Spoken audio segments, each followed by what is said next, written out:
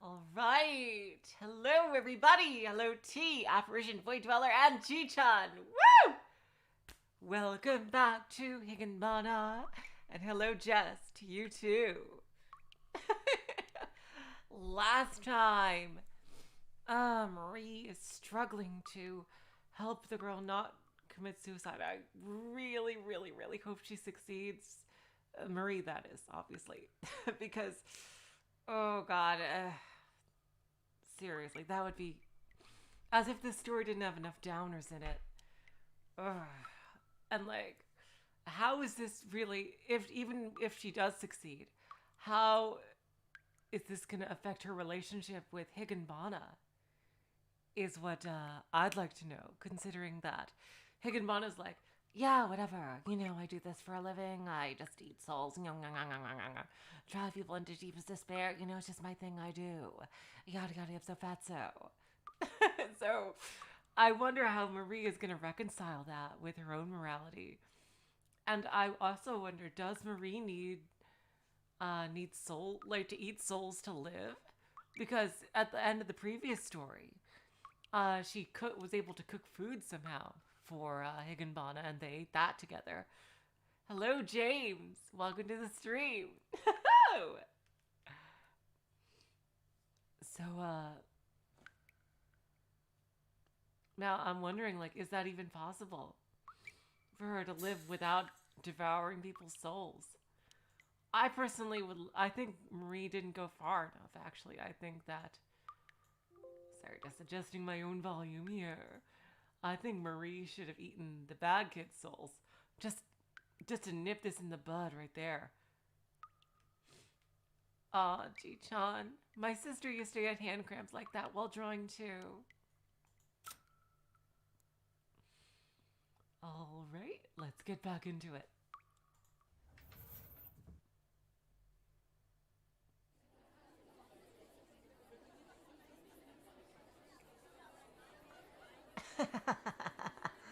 It's almost as if bullying is their drug. And they're all addicts. Yes, I can see that too. Bullying is an act of establishing hierarchy in a group-oriented society. And so if you're not constantly doing that, you'll become uncertain about your own ranking. And so people cannot stop bullying. Kind of slime balls, but the slimier the better for my palate.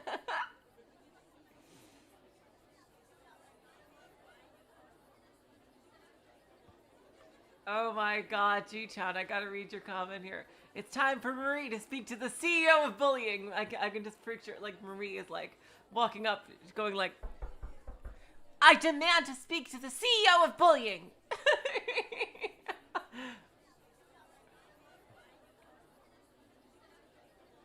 And I hope this is narration. Furthermore, aside from being creatures that run society, humans cannot escape their instinct to bully. Higanbana explained her theory, but Marie didn't think that was the case.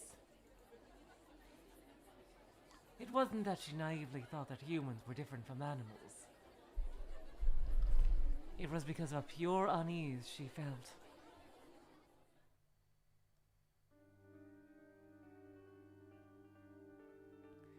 They made bullying Yukari a habit.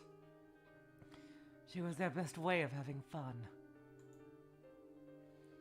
So on days when Yukari wasn't there, they should have settled for the next best thing. But they did not. I wonder, is another yokai behind this, since the behavior is unusual? While other boys did things like running around and playing with each other. All they did was hanging around the curtains, angrily kicking lumps in the folds, out of frustration. Flap. Flap, flap, flap, flap. Seemingly out of frustration, they kept kicking. It wasn't because it was fun. It was as if they couldn't find any other fun to have except in bullying.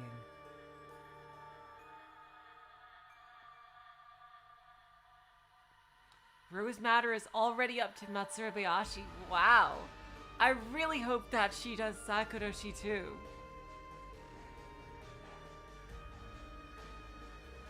even though it hasn't been officially translated, because it's so key in just wrapping up Higurashi.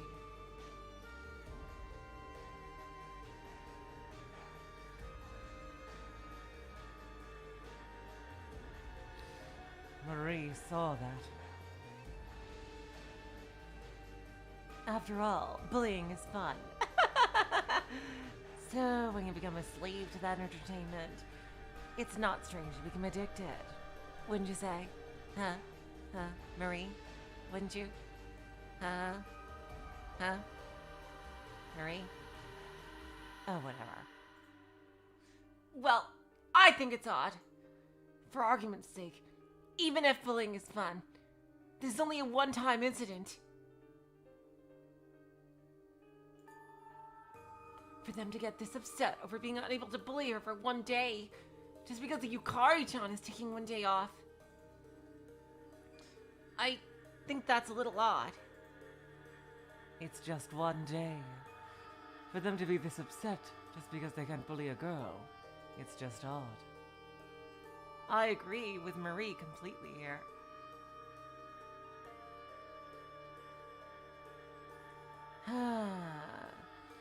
If you think it's odd, Marie, perhaps it's proper to say it is. Seriously, Ji-chan, I can't believe it either. I honestly think they're not going to finish it. Like, any kind of average length visual novel is way too long for like the usual Game Grumps shenanigans. Like, and I love Dan and Aaron so much, but seriously, there's no way they're gonna finish it. It's too fucking long.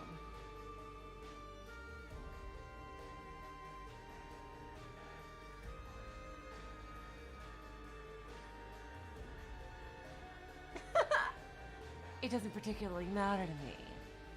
Perhaps I should hurry, corner Yukari, and tempt her to end her own life. I'll carefully boil her, mix with that secret sauce you've been giving her, Marie. Ooh, she'll be a wonderful bleed soul. A bit of soy sauce, some tempura, oh yeah. And that'll definitely have a good taste. No? Well, Persona is long as fuck, Void Dweller. It's even longer than visual novels, I would say.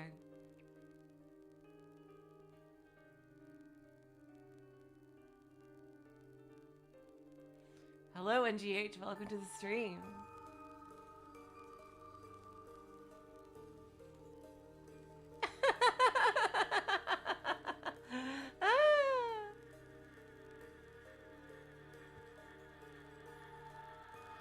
Leaving a trail of laughter, Higanbana dissolves into the shadows.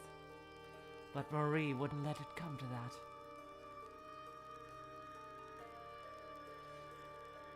Because Marie couldn't see their bullying as playful, or by no means a laughing matter. It's fine, Ji-chan, don't worry about it.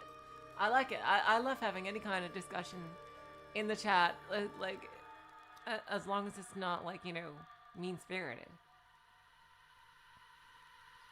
Just like Higanbana explained, she could see that they were only addicts for the drug that was bullying.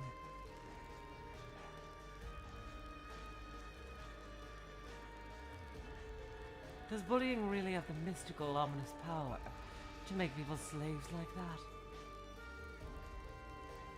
Wait, god damn it, now it's back to... Now it's back to Marie. Does bullying really have that mystical, ominous power to make people slaves like that? I want to believe that's not it. Higanbana-san sneered, saying the humans are like animals and unable to escape from it. But I still want to believe. There's no way that humans by nature wickedly take pleasure in seeing the suffering on others' faces. Especially now with Among Us, you know, everybody says Among Us is multiplayer Danganronpa, so now they're naturally, you know, interested in the original Danganronpa. And it totally makes sense.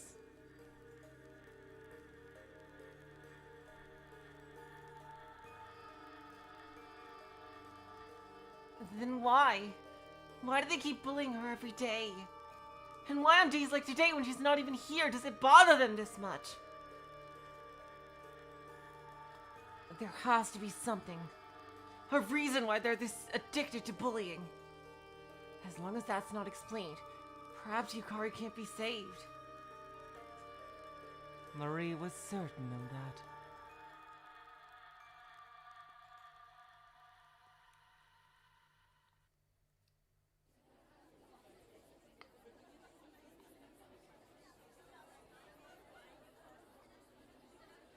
And I don't know who's talking.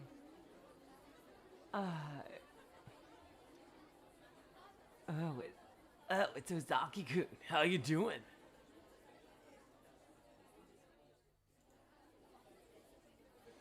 I mean, James, I didn't really play Danganronpa until it came out.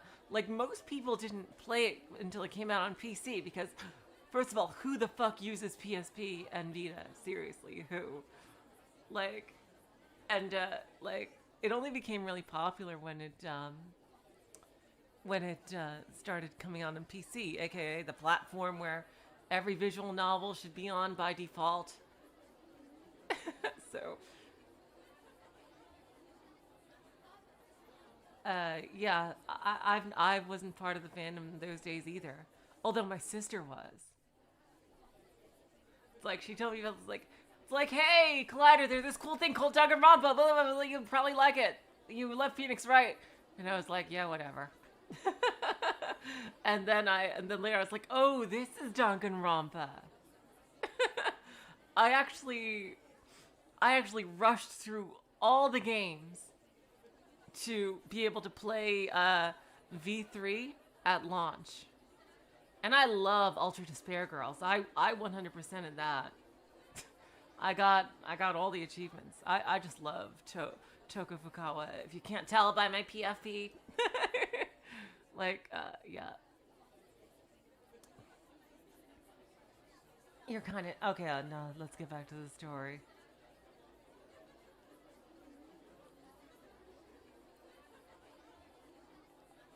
I only really call... Oh, no, just one more thing. I only really call Kameda by his... or Kameda, whatever, by his last name, just because I'm so used to Nico B calling him Kameda that I can't think of him as Nagito. I can't.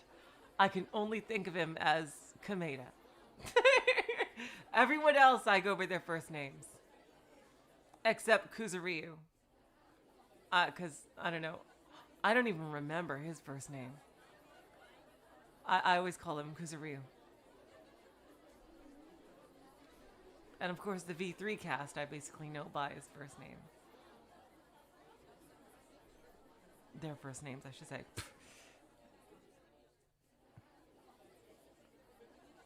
You're kind of down for a while. Yeah. It's a cold. Yeah, it's a cold. Just a cold. Oh no, Ozaki was that bully. Sorry. God damn it. Oh my god, MGH, you too? Oh my god! I love Toko so fucking much. Yeah, it's a cold. Just a cold. Even Ozaki, who had been threatened by Marie and lost his spirits for a while.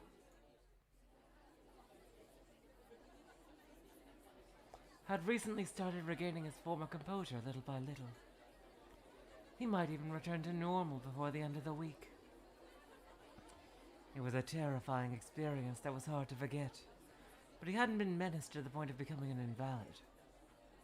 It was still an event that he didn't want to remember. But even if he told anyone, it wasn't as if anyone would be able to understand him.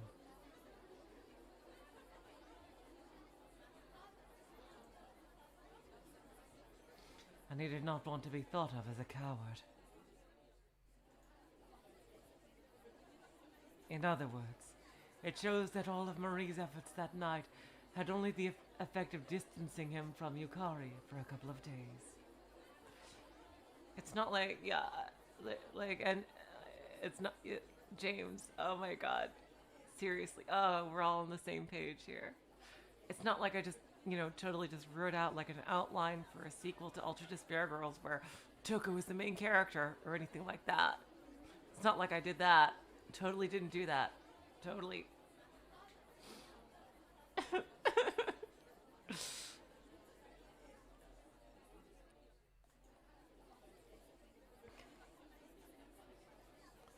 But even so, this doesn't discourage Marie. In order to save Yukari, she had to understand their abnormal behavior.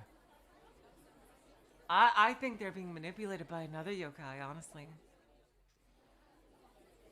Marie listened quietly, with her ears at attention, as she continued standing directly behind them.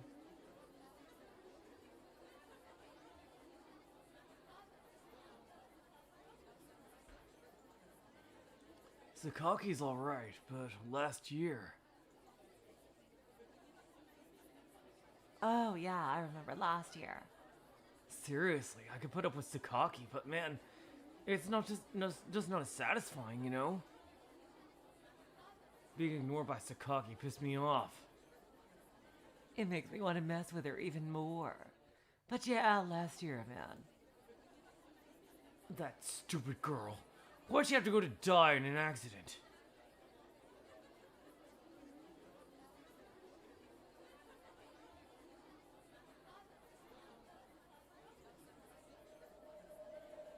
She had heard that story before.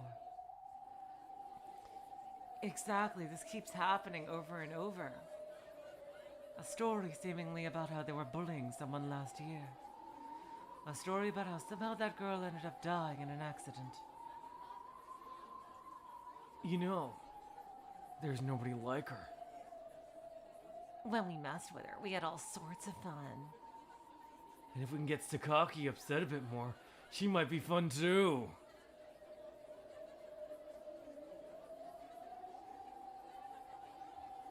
Well, Sakaki will probably never replace Misumi. Yeah. Watching her react was tons of fun. True. Well, with every action, there's a reaction. I honestly don't think it's an elementary school Void Dweller, especially with the character designs. Like, I really don't think it is, with these sprites. Like, there's no fucking way, especially with Marie's sprite the way it is.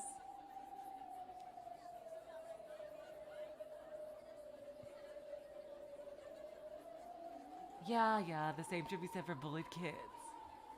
Sakaki is gonna need a lot more discipline to reach Mizumi's level. Undisciplining her, that'll be fun. Exactly.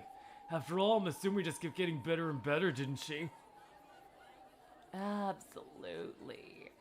With Mizumi, it wasn't quite messing around. How can I say it? It felt like we were playing together. Yeah. No offense to Mizumi, but maybe she was enjoying it too.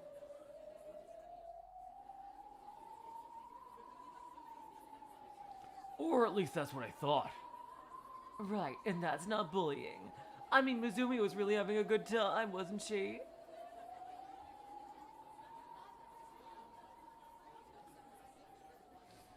She really enjoyed when we teased her. She really did. Jesus Christ. This is making me, honestly, this is kind of making me fucking sick there. Justifying their fucking bullying. Wow. And this is, the sad thing is, this is how they're going to remember it in their lives. They are not going to feel even the slightest tinge of guilt because this is how they're going to remember it. And that's fucking terrifying. That gloomy old bitch would have died of loneliness if we hadn't played with her, right? Oh, you bet. She was totally thrilled we played with her. Like hell she was. Nobody'd be happy drinking mop water soup. Oh, God.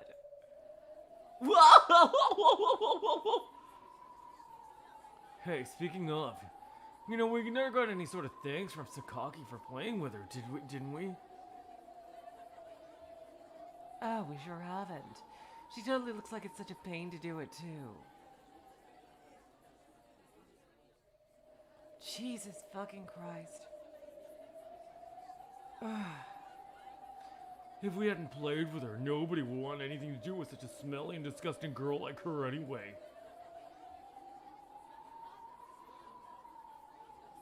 You're right. Sakaki hasn't thanked us enough. We really gotta make her remember to do it now. Starting tomorrow, we gotta teach her a lesson so she really gets it. Yeah, gotta teach her a lesson. Oh, God.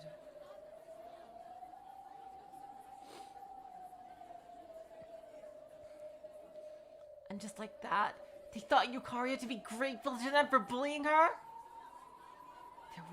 Their words were so callous that Marie wanted to cover her ears.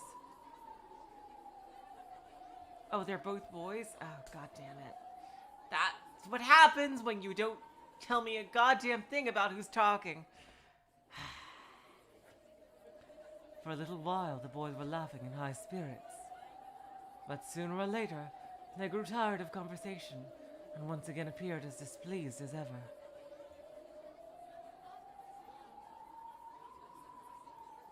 Until Yukari comes back to school tomorrow, and they can bully her once more.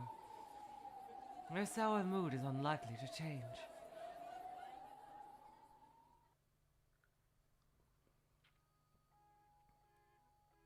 Marie separated herself from the boys for a moment and reorganized her thoughts.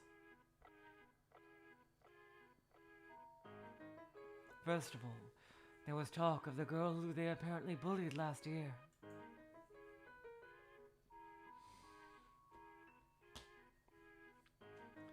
This student was bullied terribly and then died in an accident. But what intrigued Marie was that it seemed that all of them participated in this bullying last year. Normally, bullying is something that happens inside the same class. She had never heard of other kids from other classes specifically going out to bully someone. Then, maybe everyone in the group of bullies, were in the same class last year. Oh, totally. That's totally true, Jess. Yeah, I was really disappointed when I became an adult and saw how other adults acted, and really, they're not too different from when they're kids. They just know how to hide their impulses better.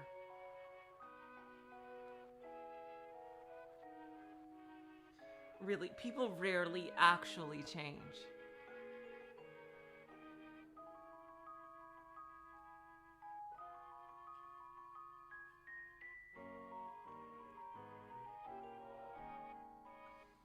Students at this school change classes with each new grade level. Since a single grade level has such a vast number of classes, it's not unusual to hardly know anyone in a new class.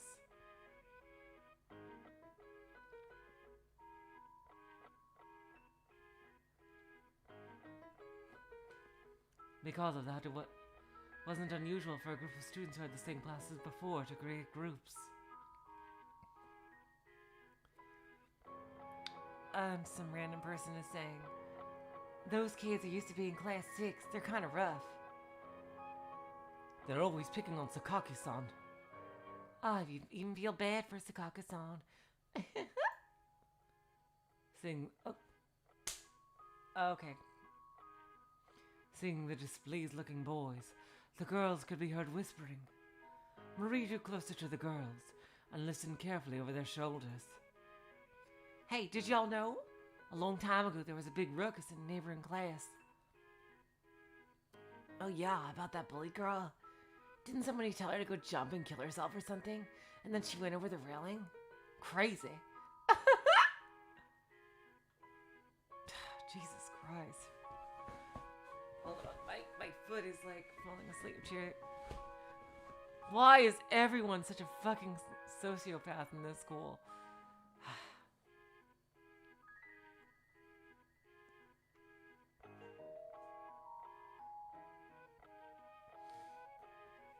Well, everyone used to be from class 6, even bullet girls. Oh yeah, I think I heard about that. A rumor that lots of bullies used to be in class 6. Didn't Sensei say it too?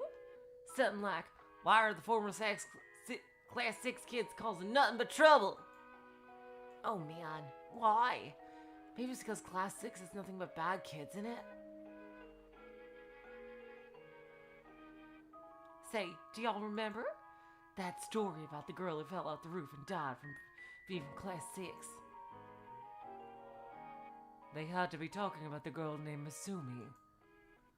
They say her death was accidental, but it seems that bully kids had to believe it was suicide. Because it seems they were bullied to do so.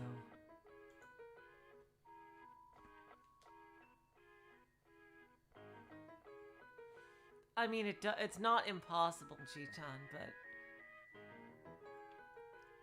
it's more uncommon than not.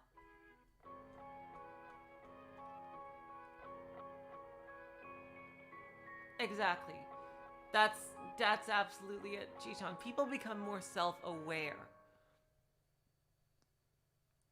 of who they are in the world. Is really. People, yes, that's the best way to put it, Chi-chan. People do become more self-aware. Like, they become aware of their actions and aware of, what their own thoughts signify to the world and for themselves as well.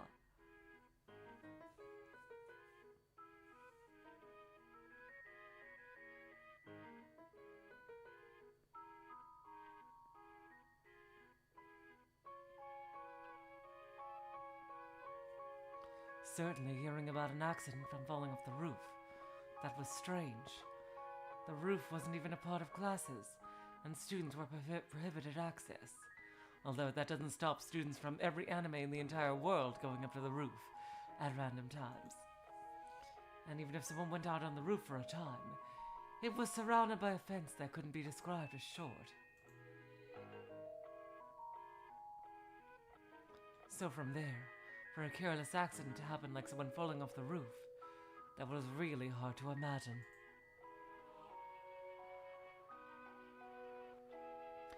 Marie remembered the girl who threw herself off the roof, having been tempted to kill herself by Higanbana, and not listening despite being warned that if she didn't stop these thoughts, it would risk her life. That girl also climbed up the fence of her own free will and jumped.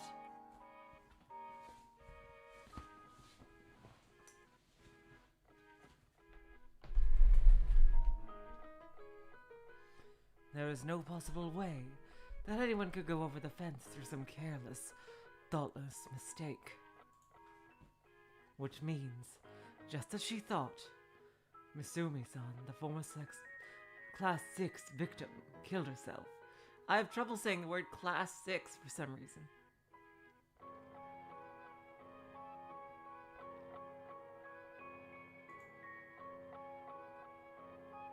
Even though the roof was supposed to be off limits, there's no way she fell by accident. Well, yeah, it's totally impossible. They say she killed herself because the bullying was so cruel, but that's totally a rumor. I think the school covered it up by calling it an accident. I wonder why the memory eater guy didn't eat this girl's memory. Y'all know the dead girl? I heard she was bullied by everyone in the class.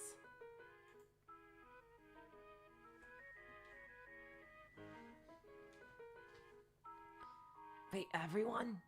Yup, every last one of them. She was bullied by the entire class? Marie doubted her own ears. And of course the girl she was overhearing doubted it too. Usually when talking about bullying, it's only a couple of people. Then the majority of the class would be onlookers, or possibly might even cheer it on, but that wouldn't count as bullying. I think it does, but... So the entire class was actively bullying that girl? Yup, I heard that all of Class 6 bullied her. Seriously, most of the time it was a situation where they'd all gang up on her and beat the crap out of her. What the actual fuck? But looking at Ozaki-kun and the others, you get a feel for it. Like that former Class 6 seriously loved to bully people. Even now, since they can't bully Sakaki-san, they're taking out all of their frustrations by kicking curtains, aren't they? I wonder if bullying is all that fun. Those guys are always saying that, aren't they? Last year's girl was the best. The most incredible fun they'd ever had. They're never going to be satisfied with just Sakaki. Seriously? Bullying because of just that? How mean. Like I actually care. Yeah, seriously, this is worse than my fucking middle school. Like, it's like literally fucking deadly here. Hearing up to that point, Marie separated herself from the girls. It's a bit painful for a yokai to face the sunlight. Really? I didn't know that.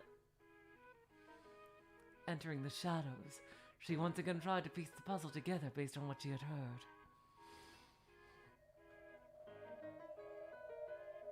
Oh, G-chan! Oh, poor Source!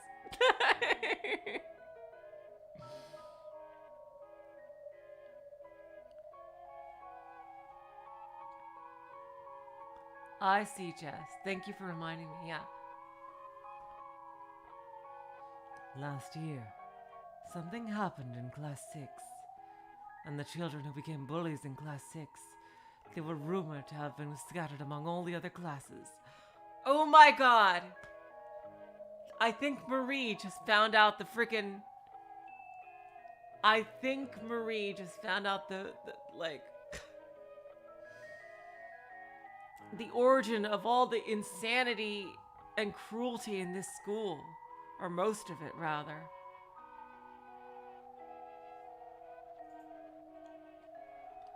To comprehend their persistent bullying of Yukari, she had the feeling that she would have to understand what happened in Class 6 last year.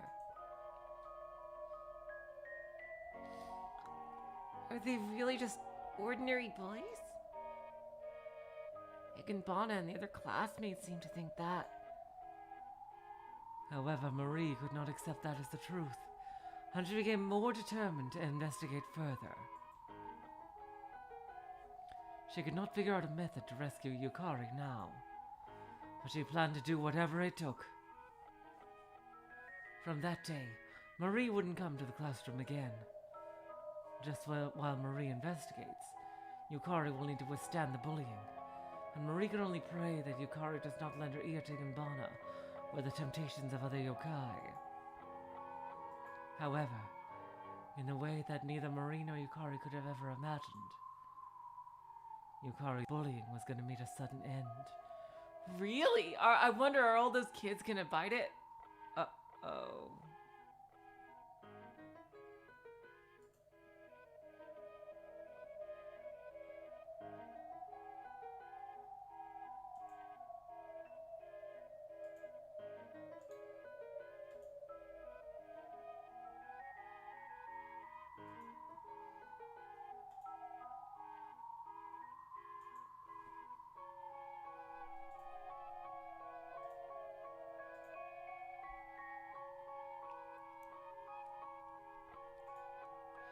Oh my god, this fucking internet. I'm so sorry, you guys.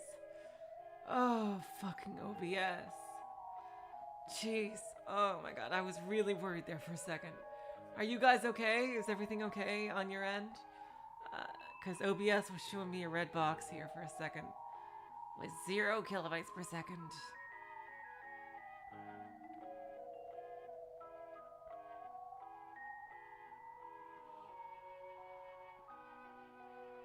Are you guys... Wait, was the stream even interrupted for you guys?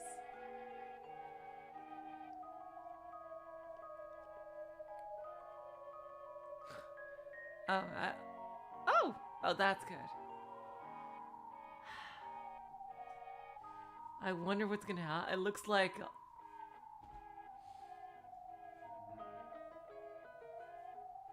It looks like the bullies hopefully are gonna... Maybe a yokai is gonna eat them. Let's see what's going on.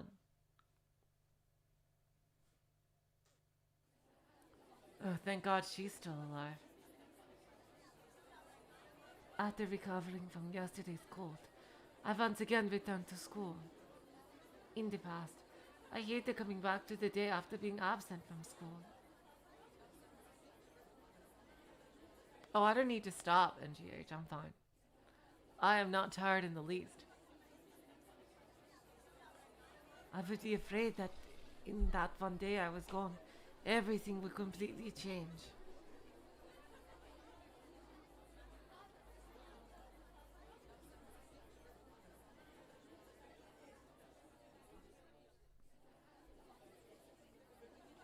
Holy shit, Void Dweller. I am so sorry. Oh my god. That is amazing that your mom was able to sue, though, Go. I am so proud of your mom for suing them, seriously. Thank God. You have a good mom. Seriously. I'm glad you're okay. Everything would completely change, and that I would be the only one who was left out. I should feel lucky that didn't happen this time. Actually, perhaps I should say unlucky. In that one day I was gone, nothing happened or changed.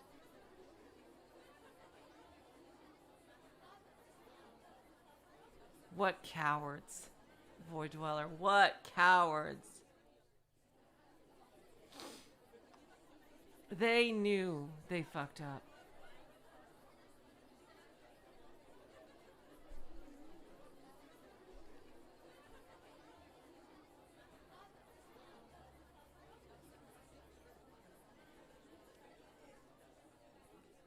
Today was the same as any other school day. Those buddies would follow me around, and my exhausting torment would continue. Since I came back to school today, they'd be able to cheer over me with things like, "You reek!" and "Get away from me." Even though there's no possible way I could be smelly now. Regardless, they would pinch their noses, acting like some sort of terrible stench was coming from me, and mock me. I mustn't react. If I react, they'll have even more fun. So for them, if I don't give them any reaction, they shouldn't be able to find anything fun about it. They bully me because I'm human.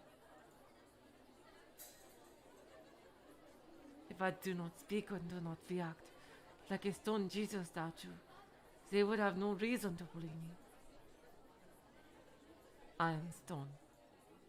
Believing that for today, I set out to endure the long day ahead. She would have never have imagined that all her mornings, not just today, but for every day after that, would be different. Oh, something happened. I'm guessing this is the teacher. Today, I have a new friend to introduce to all of you. All right. Come on in.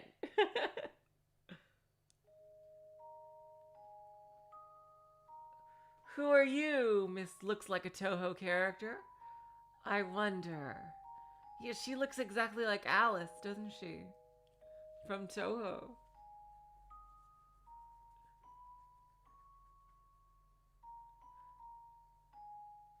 The morning homeroom stirred with sound at the sudden announcement the teacher gave. Wow, a transfer student. This town has large factories and companies. Depending on parental circumstances and the like, without any regard for the season, people transferring in were frequent occurrences. If this were any other school, it would have been rare to have a transfer student come at this point in the semester. But here, it's hardly unusual. In other words, the surprise transfer students that, like all that Haruhi loves, happen all the time at this school. That's right, she looks like Cyrano. Sorry, not Alice. She looks like Cyrano. Well, I don't think I should give her a Cyrano-like voice because Chirumiru Chiru, no, would not. I think this is going to be a much more serious character than Cyrano. Yeah. She, like a mix between Cyrano and Alice, I think.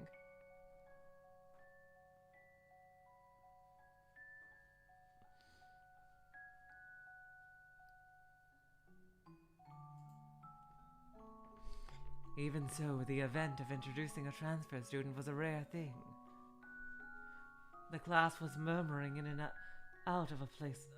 The class was murmuring in an out of place way. Okay, so she's nervous here. Jeez. Let's see, what voice should I give her? Damn.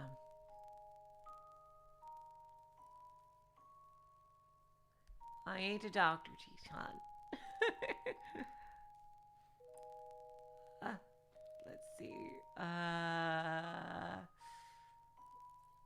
kind of want to give her the Jessica voice.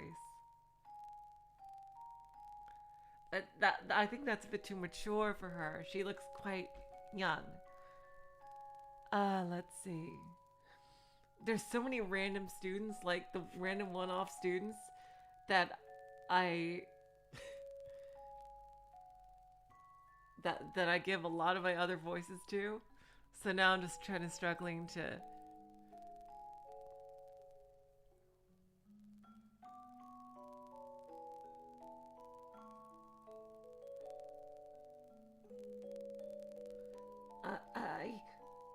Let's see. I'll just try to feel it out. Okay.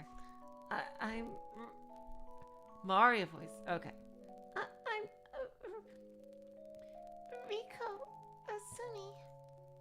It's a pleasure to meet you. Either she was not very good at public speaking, or she was too nervous. It was a self-introduction made with a voice that seemed like it would vanish. Thank you, narrator. She was fair-skinned, a girl like a doll. Oh, something tells me that she's the number 2 yokai.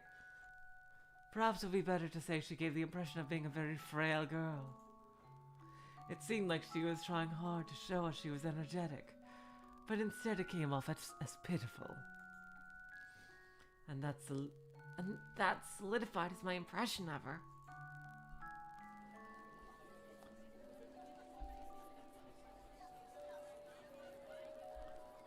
Since we now have a transfer student, we'll be changing seats. If you can't see well from where you're designated, please let me know.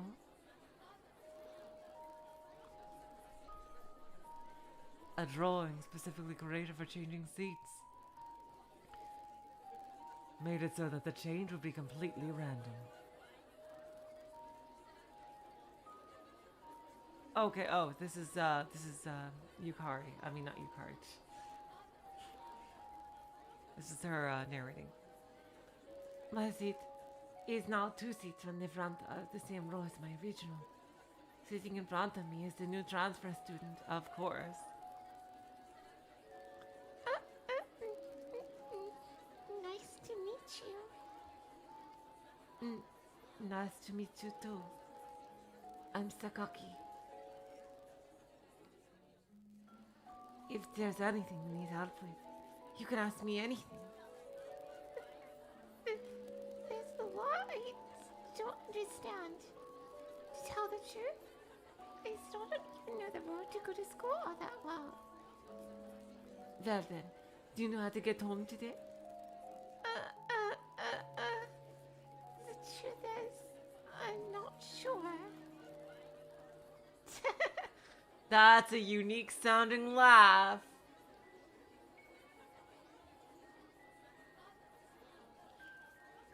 That's a unique sounding laugh. I don't know, but something tells me there's more to her than meets the eye. She was probably giving it her best to poke fun at herself or something, but she didn't have any energy in it, so it was just pathetic. It's likely she naturally doesn't have an energetic disposition. Really? Really?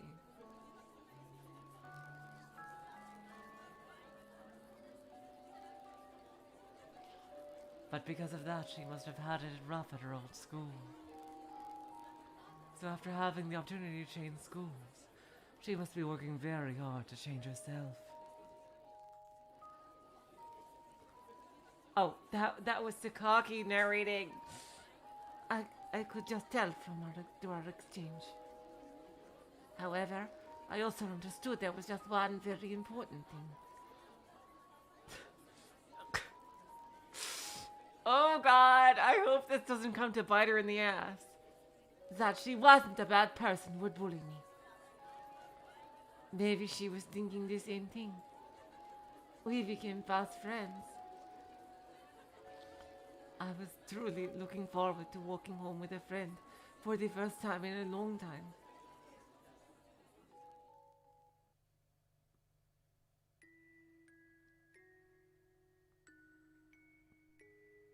So, you're on the fourth block?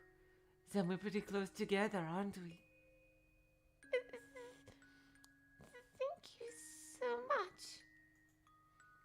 If I were alone, I thought he wouldn't make it home. Reiko Osumi-san, right? Can I call you Reiko-chan? Yes. You don't have to be so nervous. I mean, it's not like I'll bully you or anything, Baka. Well, actually, I've been bullied myself. Me too. I've also been bullied. What? You were? Even saying that, I already thought as much. I'd sensed it the whole time, something that only fellow bullied students could understand. Something like a wavelength. Reiko-chan told me she was also horribly bullied at her former school.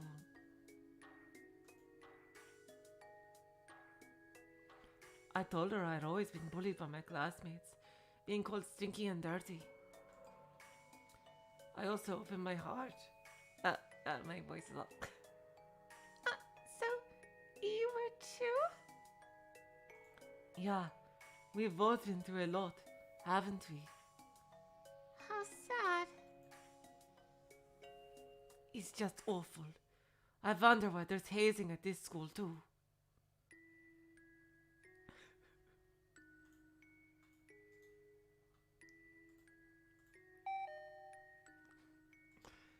I guess it just can't be helped.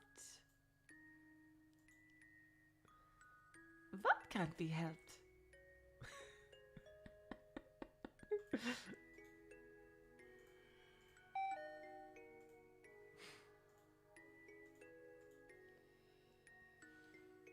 Well, Oh God. Here we go. Oh wow. She's kind of, oh wow.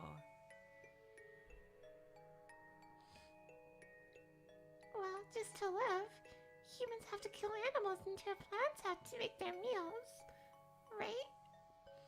If they don't kill animals, plants, or anything at all, humans can't live.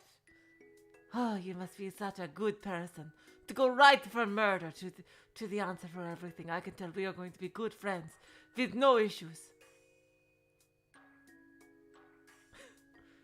So you're saying bullying is something that can't be helped in order for people to live?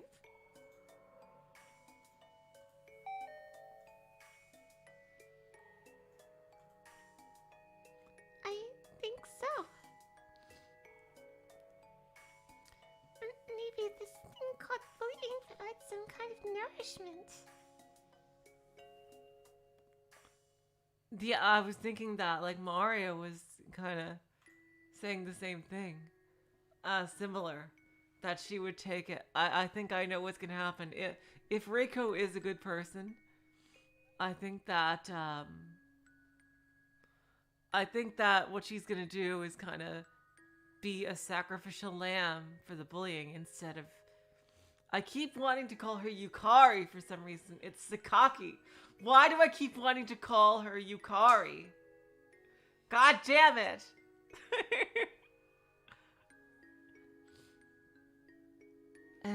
Nourishment? After saying something so ridiculous, Reiko-chan had a smile on, but it had been a hint of loneliness.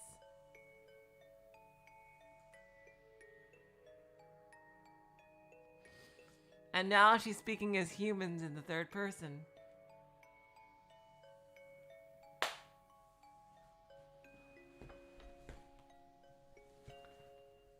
Oh, thank you, James. I knew I wasn't going crazy wanting to call you Yukari. Okay. Okay, thanks, James. I was confused because Sakaki is usually a first name. So, okay, I didn't realize. It's kind of a Yasuhiro situation, isn't it?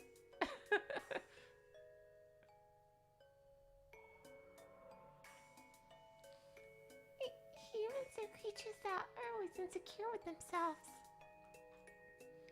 They're creatures that are always uneasy about whether they are inferior to someone or something. If you start feeling that, if there's someone lesser than you nearby, then they make you actually feel like you're not inferior. Maybe it appeases and calms their heart. I believe that this is simply supplying the heart's nutrition. You know, like how goats have to lick rocks to get their salt content.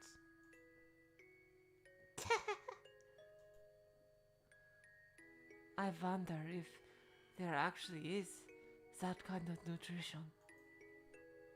I think there is. I mean, look at us. Aren't we both feeling it? Huh? Saying that, Reiko-chan turned around. Her face dyed with the colors of the sunset. The evening sun was bright, and I couldn't see what expression she was making. I'm sorry about earlier. When I heard that you were bullied too, it really put me at ease. Oh, God damn it, that was her.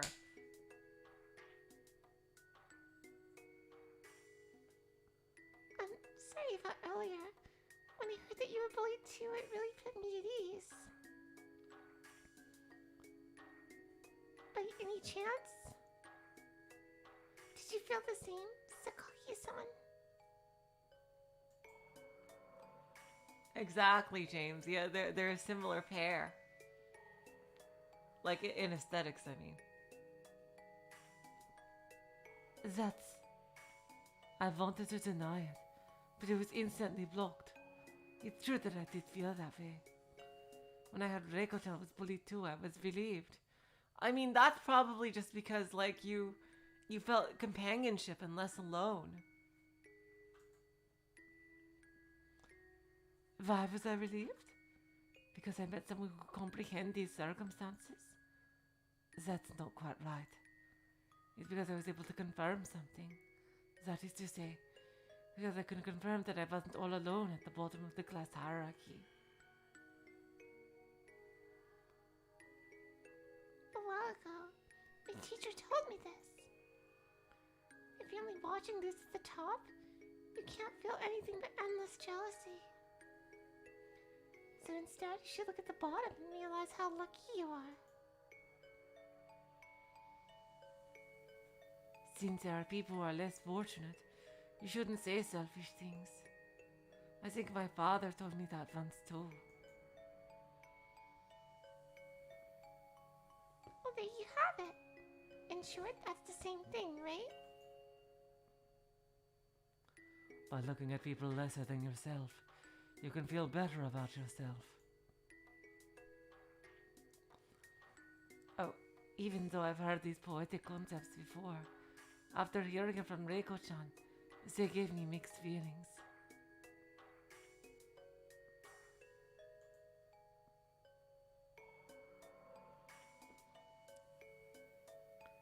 I think that we, the bullied, are that bottom to people. Just by knowing we exist, our classmates can realize how lucky they are. This is really in direct contrast to the philosophy of Higurashi that Mion pretty much said at the very end of Matsurubayashi. It'll be interesting to see where he goes with this. And so, we have the role of being nourishment for our classmates' hearts. That's what I think.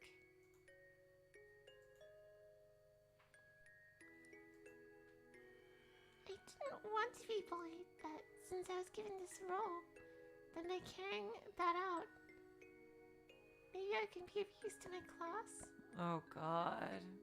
That's how I used to think. Fucking hell.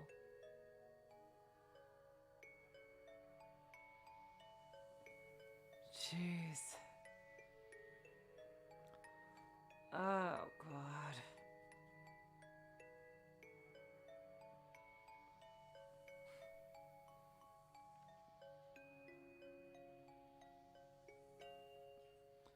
I hope someone's able to help them. Jeez. I think that's quite sophisticated. To think that by being bullied we can be of service to everyone.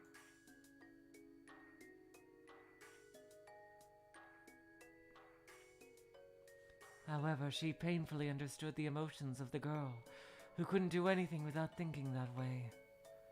That's fine, Ji-chan.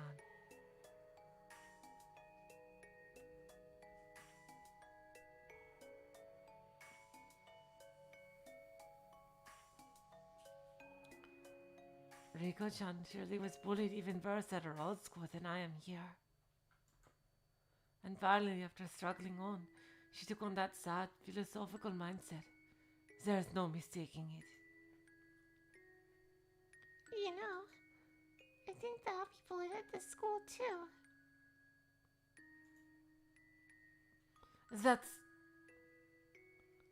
But my experience as a victim of bullying has taught me better. Even at this school, she'll surely be bullied. No matter how she keeps up her appearances. Or rather, because she keeps out that pitiful appearance. She just oozes the presence of being a victim. If I'm gonna be bullied again,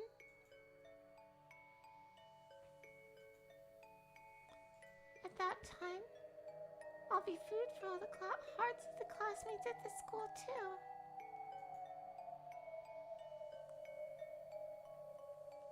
That's what I think. Food for the heart. That's right. Food for the heart. I think you've been having plenty of painful memories up until now. But thanks to you, you felt the hearts of a lot of your classmates. They may not think anyone, but if you weren't there, they would have never been able to obtain those precious nutrients for their hearts. I'm so sorry, Apparition. Yeah, middle school. Middle school is just hell.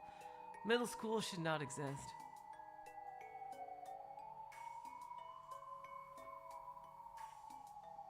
Oh God. She's kind of a toxic friend here. Oh God, but she's all that Sakaki has.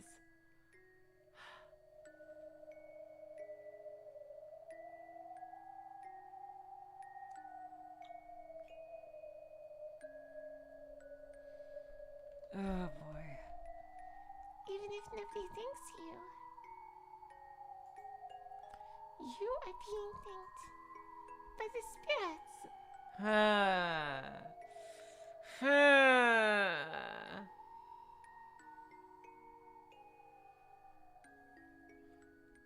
Spirits.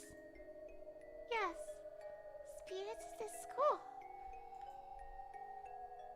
That is truly a novel way of thinking. Even by just a little, I was able to feel the reward for all those painful days.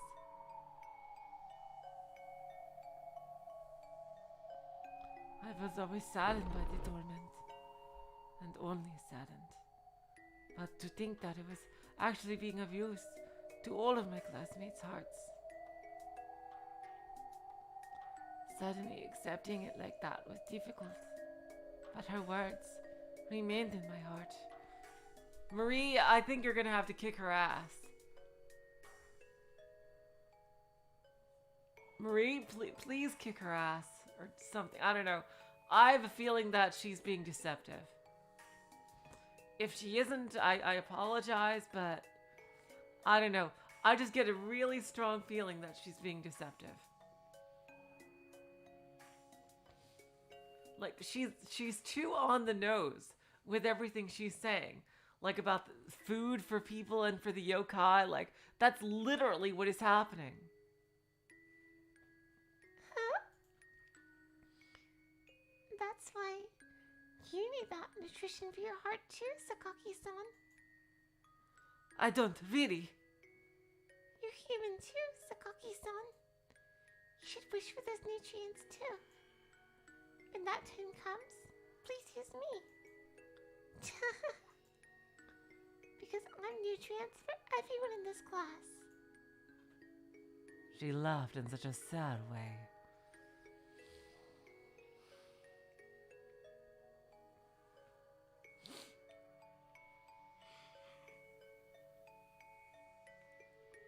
I thought, what a beautiful girl with such a beautiful heart.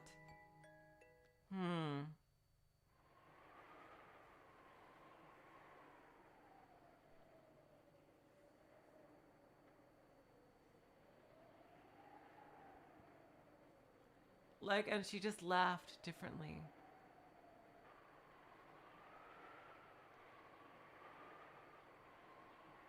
Oh, God. I don't know, Ji-chan. I'm really skeptical if she's being completely honest.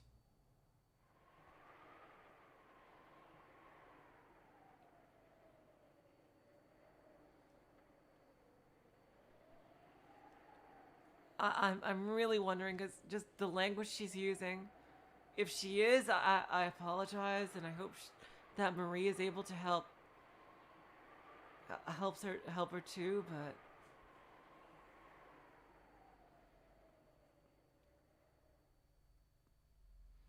I wondered what would become of us from here on.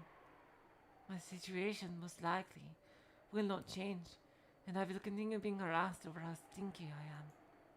I wonder if Reiko-chan will be able to step forward into a new school and a new life. All I could pray for was that our classmates wouldn't recognize the unconcealable bullyable aura that seeped out from her.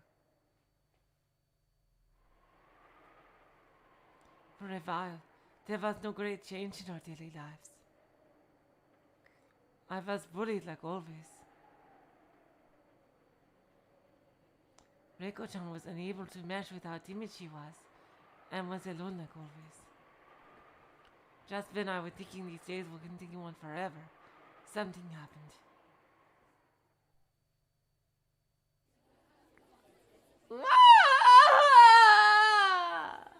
A clash of metal and a shrill scream rang out simultaneously.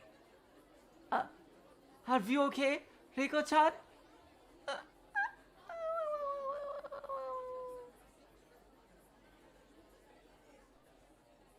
The hell are you doing, Osumi?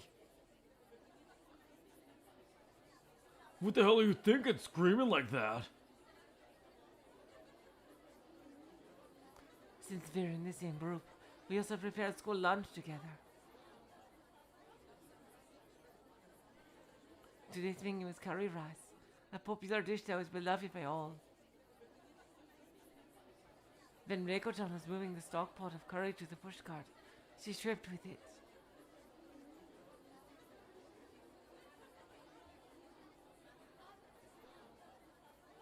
All of the curry inside it spilled all over the classroom floor. And she fell on top of it in a miserable state, as if trying to cover it. Reiko-chan, can you stand up?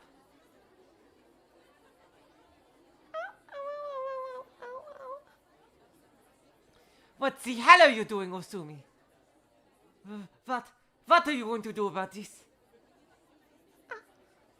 I'm sorry. I must have tripped. Oh, this is the other person. It's the curry again, yeah. Don't you fucking tell me! The boys, who were all irritated with hunger, all rained insults down on Reiko-chan at once. Reiko-chan's laugh that she'd occasionally stick onto the end of sentences apparently aggravated them. I don't know. I thought it was cute. This I don't know. This seems like it's being done on purpose. Like this whole thing seems like a huge setup.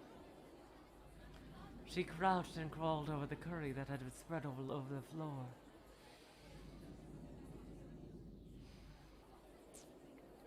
But even still, she kept laughing the same forced laugh.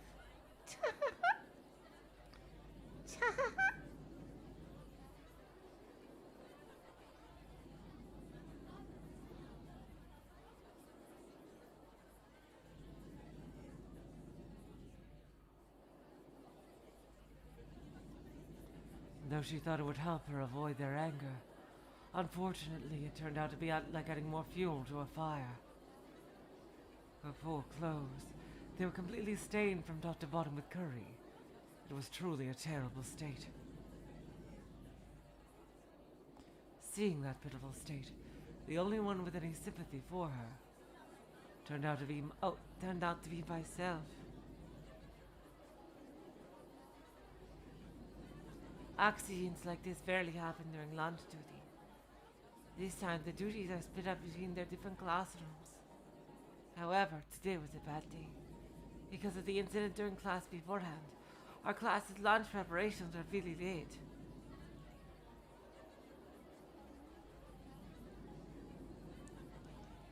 Even if we went around to the other classes, they had already finished their lunch duties and had their tables set.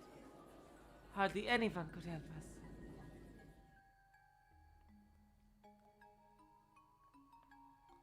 The curry we could scrounge up was barely enough for the class. If we were to divide it among us, each of us wouldn't have enough for a whole spoonful. Lunchtime. The day the room was as silent as a midnight vigil over the recently deceased.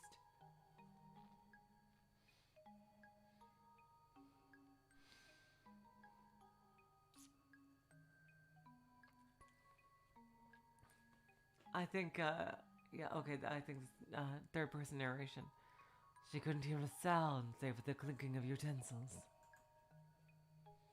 No, in reality she could hear it. The whispers and murmurs. Even though every student in the school was eating curry rice, they were whispering about whose fault it was that we were the only ones with the misfortune of having to eat plain white rice. I don't know, this seems like it was set up.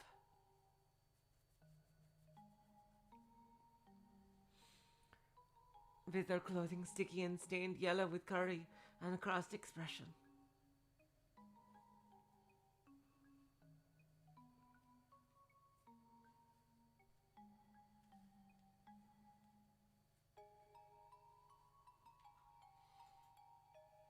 Reiko-chan ate her white rice to the sounds of clattering silverware. Afternoon break. She was swiftly surrounded by the boys whose anger had not been quelled. It's your damn fault. Apologize for it. The hell were you fucking around for, you bitch? All that could be heard were the shouts of the boys. Reiko-chan's voice could not be heard. But based on the exchange, you could piece it together. It turned out her forced laugh was angering them more and more. Yes, Chi-chan, we solved Higanbana. Ryukishi is the culprit.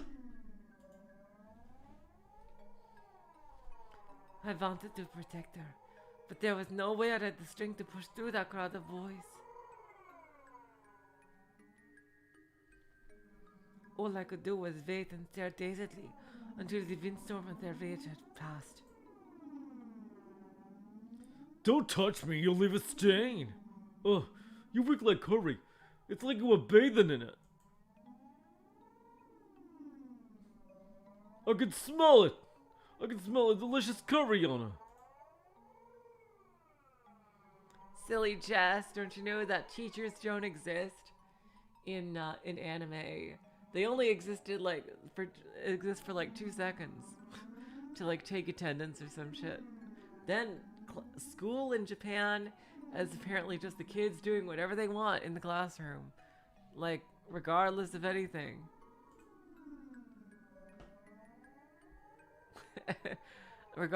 There was no actual learning that goes on in school except off screen.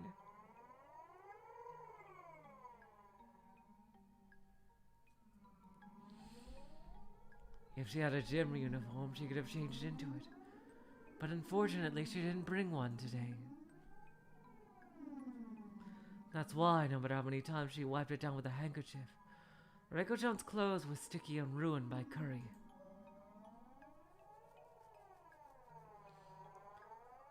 Eventually, their anger turned towards making fun of her unfortunate appearance.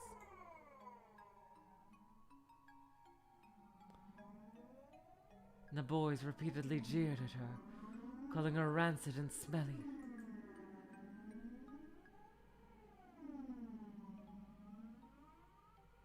That was how she fell into the bully role in this class too, and meant she had that label forced upon her.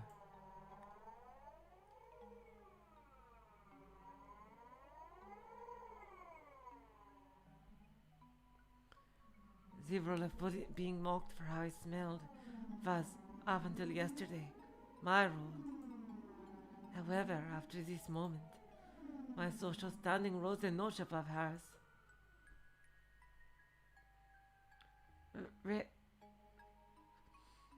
Reiko-chan.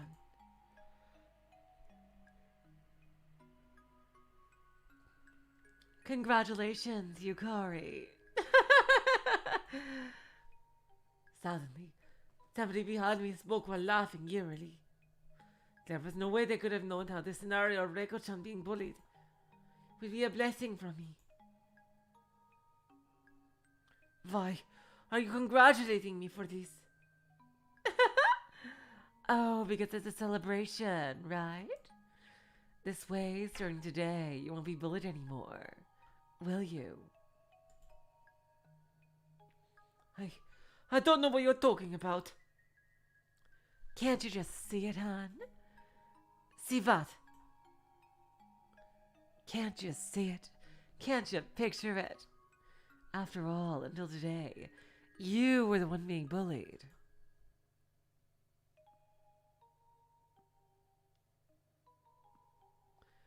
That's why you should see it. The victim crown and thorns that were forced upon you has been transferred from your head to that girl's.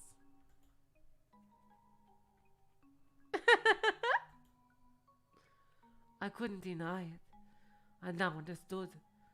This ritual of abuse had nearly fallen on the absolute bottom. Reiko-chan. And indeed, I could see it.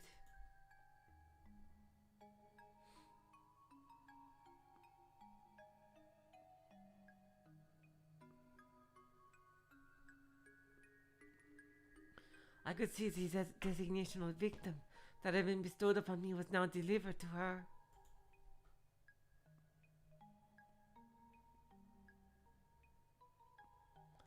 I can't put it into words very well, but it was something I understood intuitively. It's possible.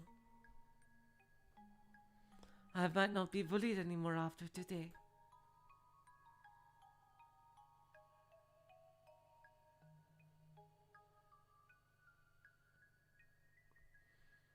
She has inherited that role from me now. Oh, Marie sure is an idiot, but she's so cute. She's been risking her life for thinking about how she could lessen your torment. Even now, she's worrying about it somewhere. But her idea is foolish. After all, bullying doesn't just go away. You understand it, don't you? Getting rid of bullying is an impossibility. Bullying is... how should I put it? Perhaps better be distributed like that baton in a relay race. Once it's come around to you, You can't sit with it and do nothing, and you can't get rid of it. There's only one thing to do. Pass it on to the next person. Pass the bullying on to the next person?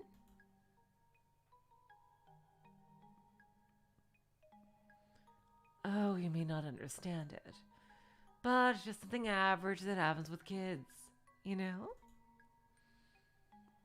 There's not one human who can say they're always perfect. Sometimes they make mistakes, and there are moments where they're made fun of.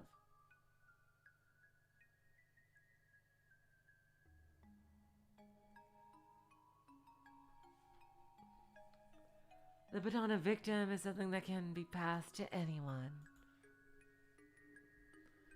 But those average kids aren't stupid. They don't want to keep that baton forever.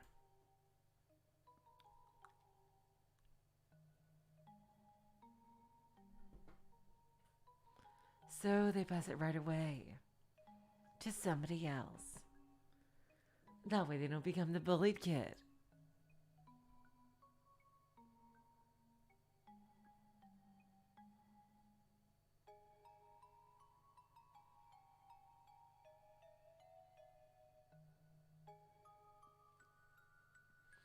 Are you saying that us bullied kids are people who are forced to hold the batons? Not quite, darling. You could say that a person who doesn't pass the baton is a slow learner.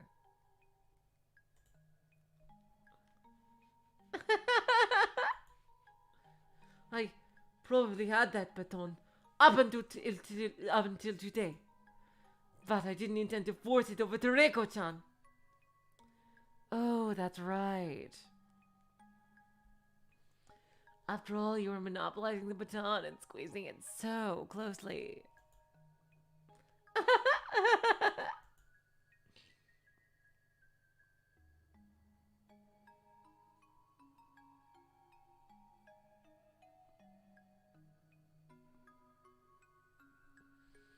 But regardless, they found something today.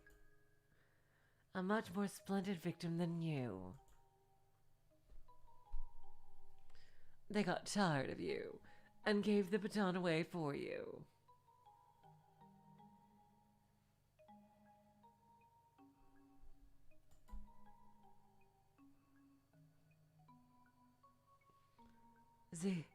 They gave it to Reiko-chan. That's correct. So congratulations to you! Yukari, good fortune has arrived to you, who would not release her hold of the baton.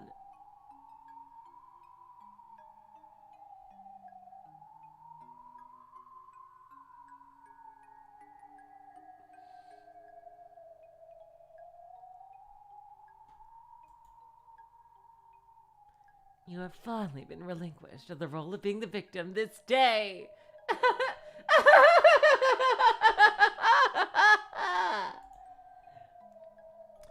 So, congratulations, Yukari. What's so funny? Oh, nothing. I was thinking of something boring. Totally has nothing to do with you or your fate. Trust me. Too funny! You had and still have a school yokai in the darkness somewhere who was greatly troubled about how to save you! You without any effort at all, by the meager fortune of a transfer student! You were rescued all in the blink of an eye! I wonder what kind of face Marie would make if she knew!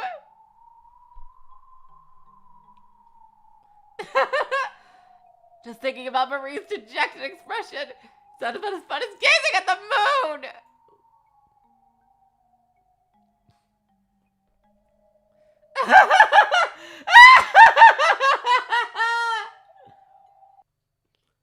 What? Huh?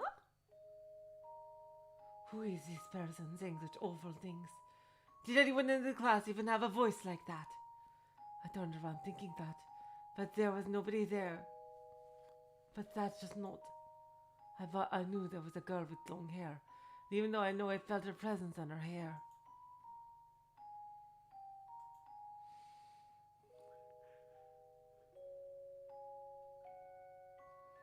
You reek! You all kneel down and apologize to us for it. On your knees! On your knees! I'm sorry.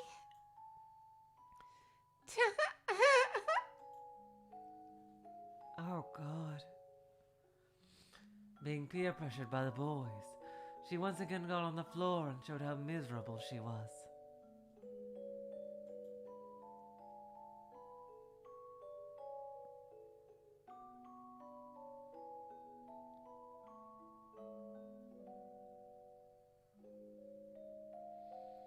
I won't be bullied anymore after today. Even so, the pain in my heart only grew.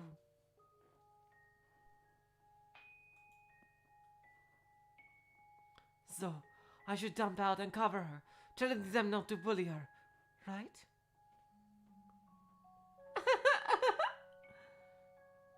Why on earth would you do something so foolish? Your victim baton has finally been taken away from you, and you're gonna go out of your way to get it back again.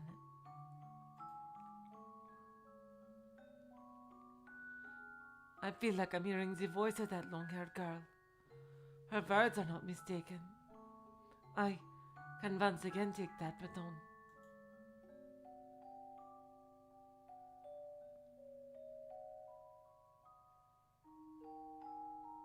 But do I want to go back to being bullied?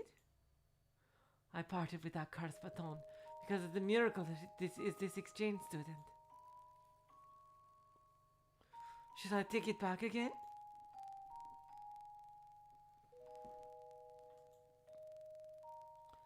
Oh, what will you do with it? Will you clutch it tightly again and be a victim?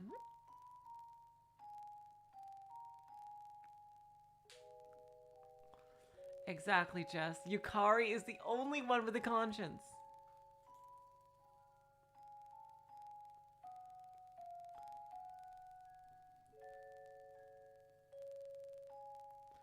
Or will you push it onto somebody else and run away from... Or will you push it onto somebody else and run away from the torment? But you can't decide that. Rather than up to the new holder of the baton, Reiko-chan. Don't you think?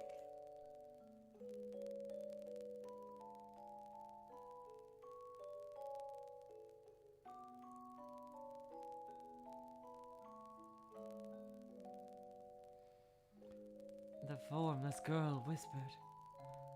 I understood Reiko-chan's personality all too well. There's no way she would pass that awful baton to anyone else. I would bet she would clutch onto it the same way I did.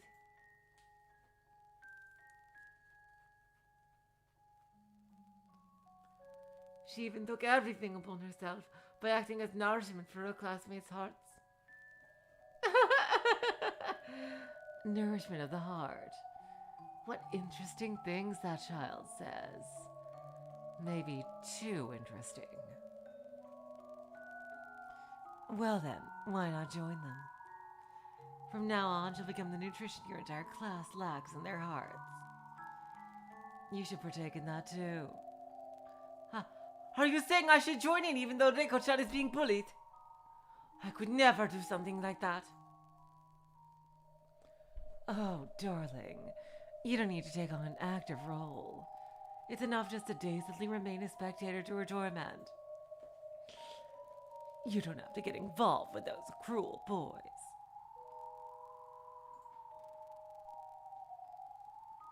Now. Leisurely enjoying peaceful days doesn't sound so bad, does it?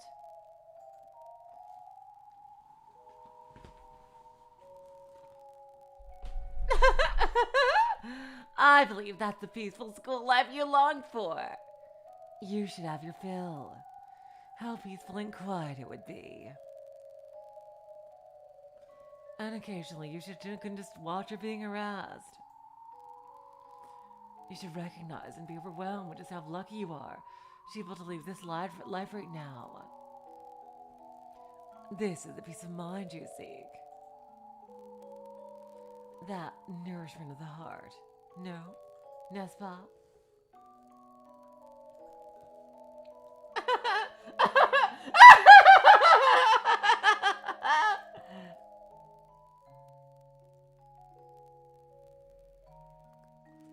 I can't find her no matter where I turn. I must be daydreaming.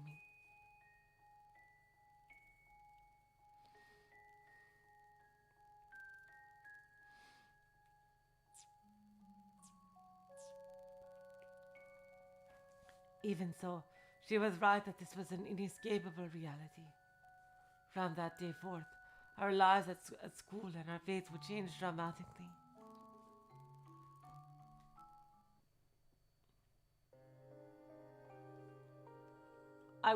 It's at the point where Marie hasn't showed up in a while. But I think she's gathering data.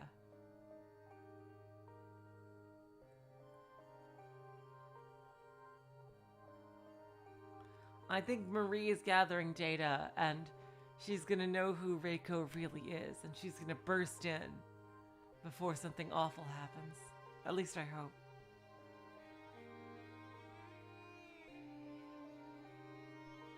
Hey, you smell something? Smells so bad. I wonder who brought that into class. I wonder. Don't you dare use Rena's thing! I don't smell anything. You have no right to talk. You stink like hell.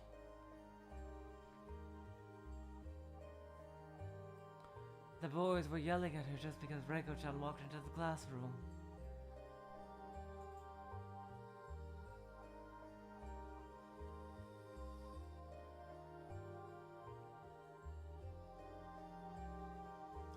When I came into the classroom, the boys don't pay me any mind.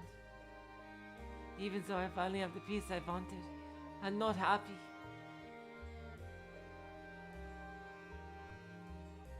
Alright, for our next problem. Oh, how about Osumi-san? I don't know.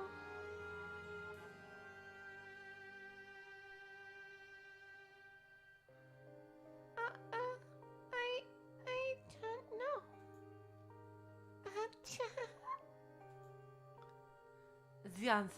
The answer isn't curry fry fumes. I thought they were calling her curly fries for a second there. Whoa! Those careless spots are numerous with Reiko-chan. During class, she spaces out, and even when the teacher calls on her, she can't answer well.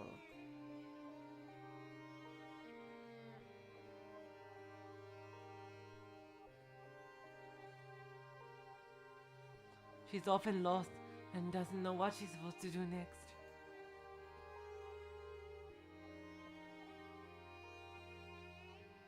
Whenever that happens, she's always laughs with a teh to try and patch it up.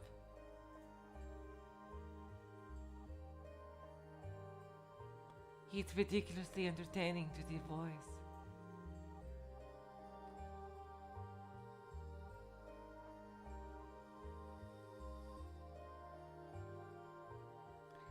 It seems she doesn't know that it's best not to respond to bullying.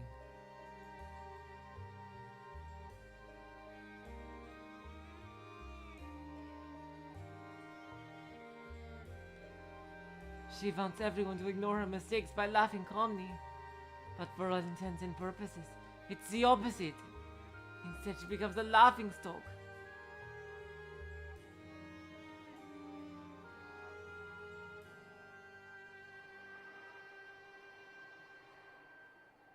Just as vomit worthy as ever. Can't you smell her? Can't you smell it?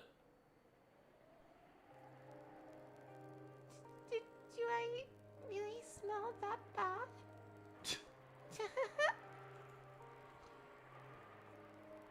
You reek! You reek curry fumes! Anyway, it ain't your hands, it's your head that stinks. Wash your damn hair. Even your dandruff smells like that damn curry.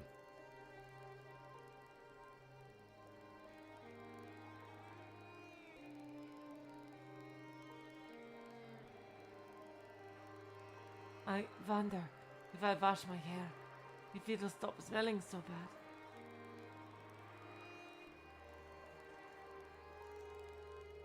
It will. So wash your damn hair. Wash it. Wash your hair.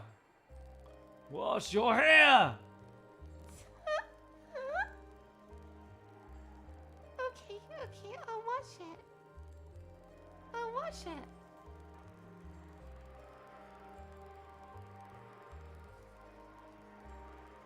Reiko-chan had been surrounded by the boys at the sink in front of the entrance and was washing her hands.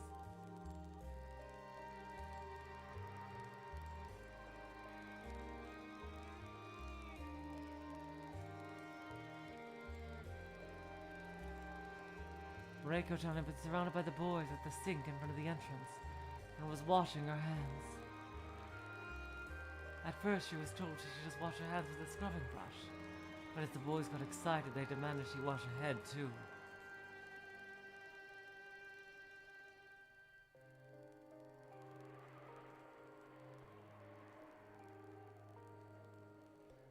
Even though it was certainly something she didn't want to do. She didn't want to anger them. She timidly soaked her head up under the running water, all the while forcing a smile.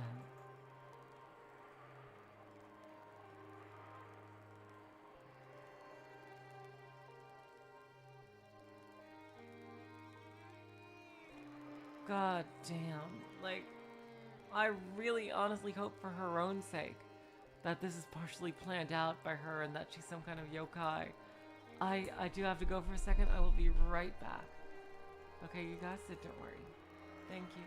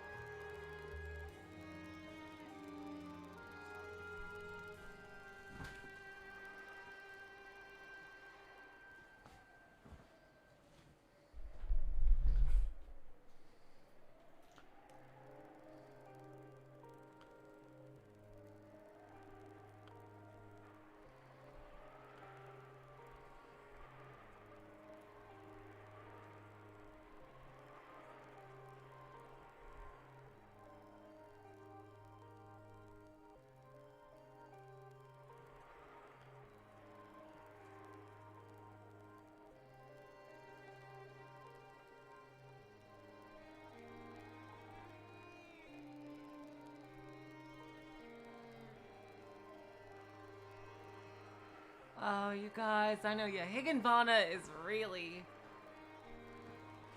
really dark and heavy. Oh, Chi-chan, you're so young. Seriously.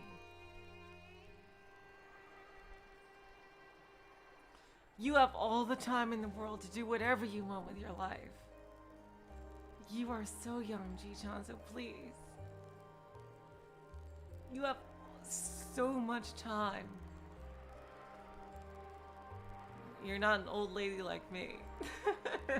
Jeez. Yeah.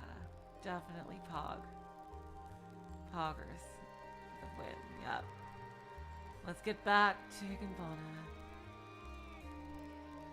Come on, use a scrub brush. It won't hurt. Do you actually take a bath every day? I've never smelled anything moist. Maybe I forgot to take one yesterday. What the hell? Gross! Wash yourself! Take a bath every day. This girl is disgusting. You're disgusting. Jesus Christ.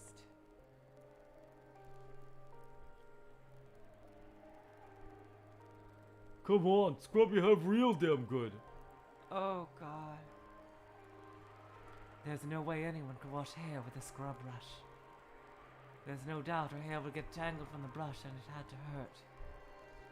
Reiko-chan's head was soaking wet, and now her hair was completely tangled. When the boys saw that, they started mocking her and said she looked like a monster. There's another possibility here.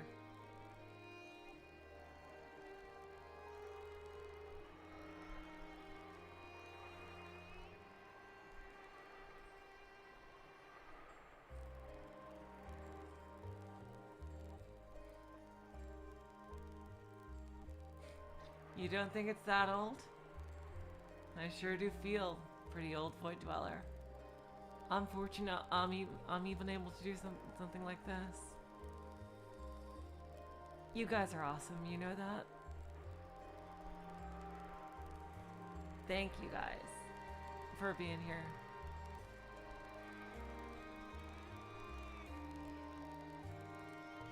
When the boys saw that, they started mocking her and said she looked like a monster. Even when she was saying she felt refreshed after washing her head, and laughed her usual.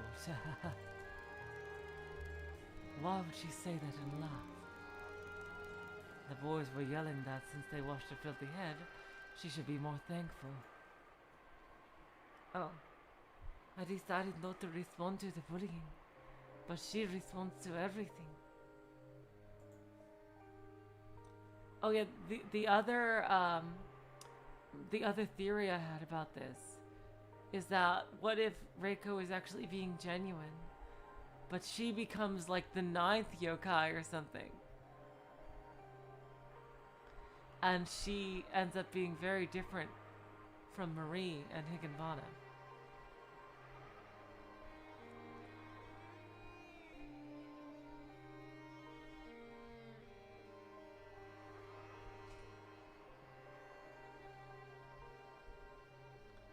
Suddenly, the bullying she faced clearly surpassed even the degree of torment I dealt with in the past. Like, I would almost think that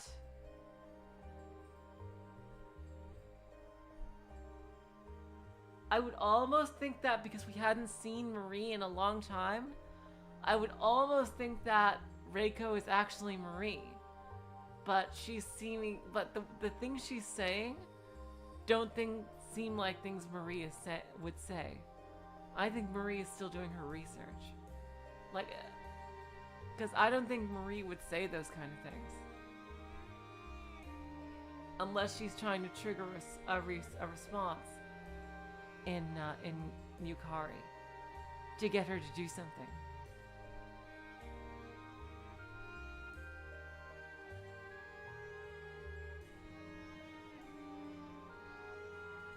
Now, she is the popular girl in our class. What a definition of popular. It isn't like when it was me with one group of boys. The entire class Even the girls. Even the teacher. The teacher! Okay. There's gotta be something freaking supernatural going on here. They sneer at her. They laugh at her. And they humiliate her. When Reiko-chan comes in, she's made a fool of and becomes the standing joke of the day. Of course, I know that the label as the popular girl is demeaning.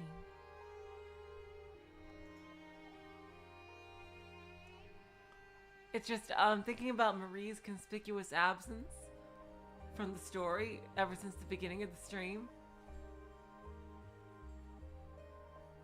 Oh, hello, Alex. Welcome to the stream. But he's dead silent when she's absent. Everyone is somehow bored, and their moods become agitated. There's three possibilities, I think. Reiko is being genuine, and she's either being manipulated by a yokai or like in league with a different yokai, or a yokai's or one of them is using her, or she's Marie trying to teach Yukari some kind of lesson, and but I don't think Marie's this good of an actor. And she's just getting used to the whole yokai thing. Or she secretly is a yokai. And she's doing this for another reason. Those are the three possibilities I see.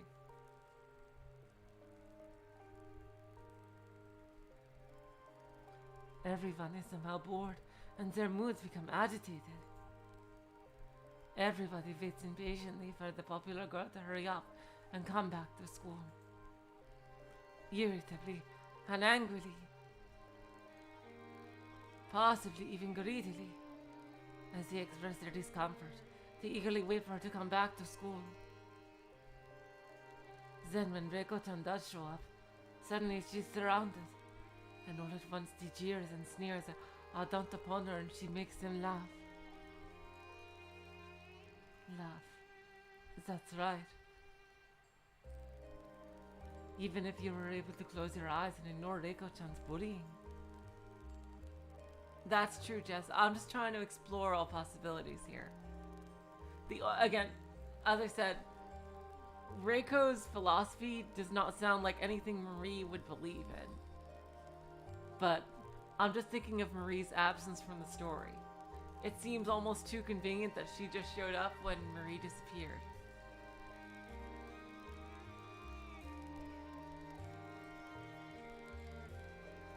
But again, that's the most probably remote of the three possibilities.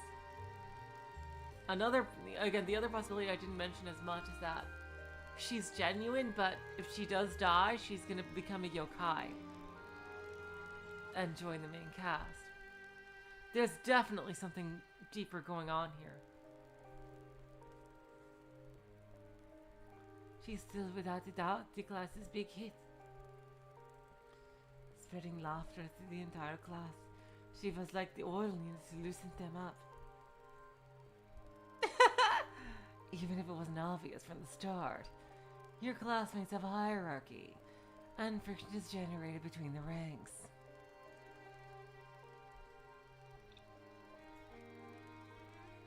So they envy each other, and look down on one another. It's impossible for a classroom to be a utopia, where everyone gets along. Everyone knows that. I guess that's where the title of the story comes from.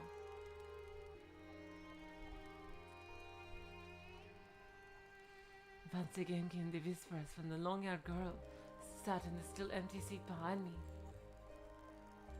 However, that utopia manifested because of that Reiko Sumi girl.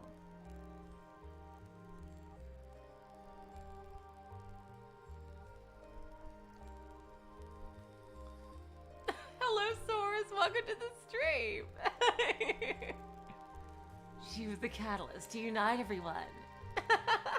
Don't you think that's truly magnificent?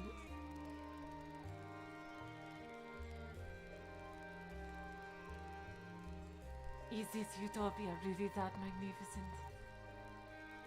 Have a look yourself, honey. Look at your classmates and even your teacher. How can you say you're dissatisfied with the entire class being so warm in their togetherness?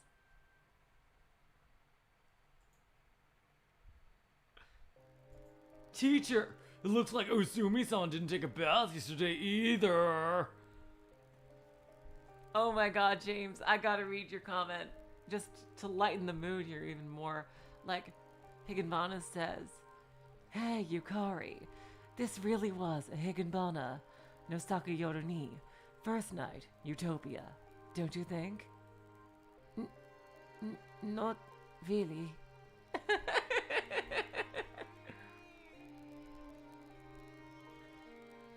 Like Boomhauer, like apparitions, like, oh, they're a dang game rumbles there, and killing class trial and bear and what class, what now with the bear and trials.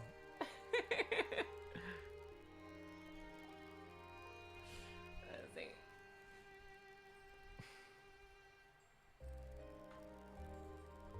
Oh, Sumi, you have to get in the bath every day, you know.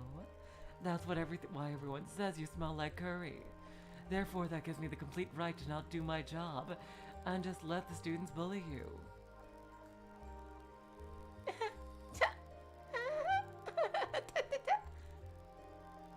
Whoa! Everyone needs to take a bath every day and clean their bodies. You all promise to your teacher.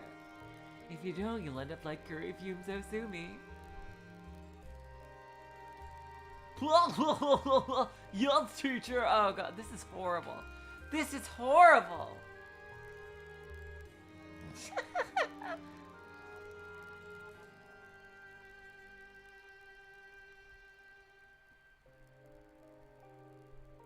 See, Osumi's saying it too. If you don't take a bath every day, we'll start calling you Captain Curry.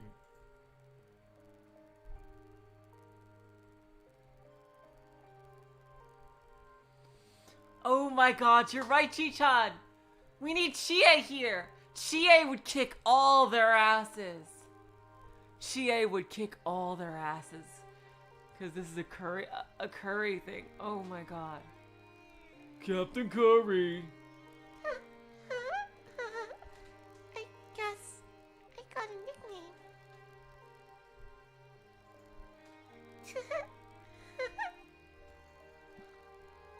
Teacher, Captain Curry looks super happy to have gotten her nickname. If you don't want to be called the same thing, don't only take a bath, but wash your hands and gargle every day too. You got it? Yes, teacher! Jesus Christ. Oh, that was the teacher. God damn it. The classroom was overflowing with cheery and obedient students, like a preschool or kindergarten class. The entirety of the class held the same one interest, shared the same values, and was unified in the same feelings. I watched this and was left completely dumbfounded. For a miraculous moment, the odd world known as school seemed like a utopia. But this utopia was built on top of a misfortune stepping stone, the bullied child, Riko-chan. Seeing her smiling, that pitiful forced smile, led me to believe I could never think of this as a utopia. It seems that Yukari is the only one not affected by this.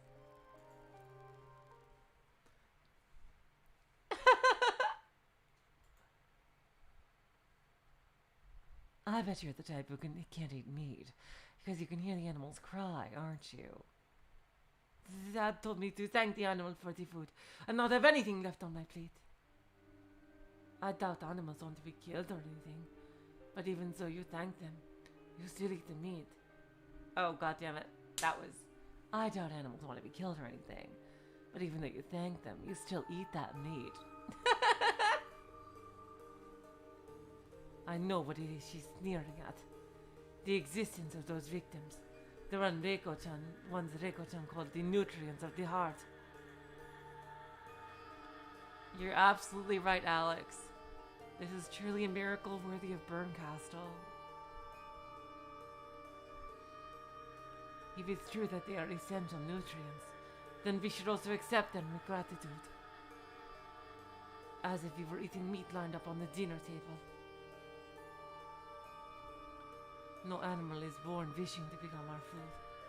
In the same way, no person is born wishing to be bullied. If I can pretend not to hear the death screams of the animals, and aimlessly go about eating meat, then we'll be grateful to our previous sacrifice. I should recognize the sense of unity and joy bringing over the classroom. Oh God, no, no! But humans and animals are different! God damn it, no, please! Oh God. Animals don't have human intelligence. Yukari, don't fall into this too. Something very strange is going on here. No. Yukari, don't fall into this. If I ignore the only one being bullied, Reiko-chan, then this certainly is a utopia. This is, without a doubt, utopia. You could even join that group of people bullying her and spend every day having fun with everyone. I know what it feels like to be bullied, so I couldn't enjoy it. That's why you're alone in the class. That's why you can't blend in with this great atmosphere. And that's why you're left out. Certainly, I might be isolated now. But if I join in that circle tormenting her, I may be able to have fun with everyone. I'm mocking and sneering at Reiko-chan. I'll get along with everyone.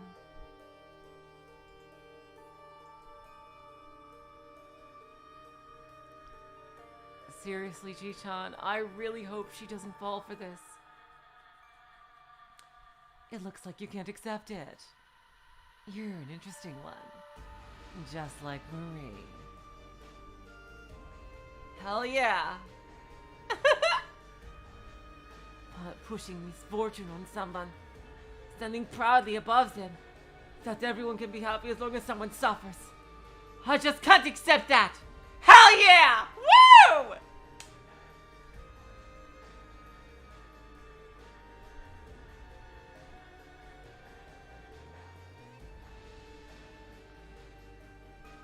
Fuck yeah, Yukari! Well, I think you're still using her hard work. Even if you can't accept it, leisurely remaining a spectator still magnificently lets you stand above her. Don't you think? Ugh. And unlike you, maybe because she let it get so out of hand, she actually wants to be abused? That almost, I kind of agree with that, actually. That's what it seems like. It seems like she's doing this on purpose.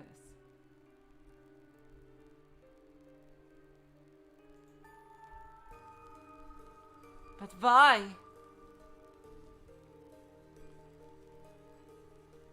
Then you are getting harassed. At least you tried not to give them any external...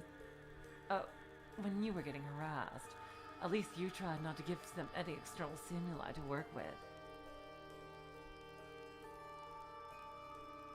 If you respond to any bullying, you'll just get bullied even more. So no matter how difficult it may be, you mustn't respond. Oh, when I was the target of their harassment, that was my only defense from beginning to end. Even during that time, the abuse didn't stop at all, and I thought it had no effect. However, looking at it now and comparing it to Reiko-chan's suffering, I clearly saw the difference. When someone responds to bullies with a forced smile or tries to laugh it off like they're going along with it, it makes them feel like they're playing with them. It just promotes the abuse they face. Right? Don't you think this is her fault? That's... Nobody ever came to help you in the past. Of course they didn't. After all, the only ones who can help victims of bullying are the victims themselves. Easy fast. I dreamt about it countless times. I waited for someone to come and save me. But no one saved me. That's right. That's because you wordlessly put up with it to keep from being bullied even more. But Reiko Asumi isn't doing that.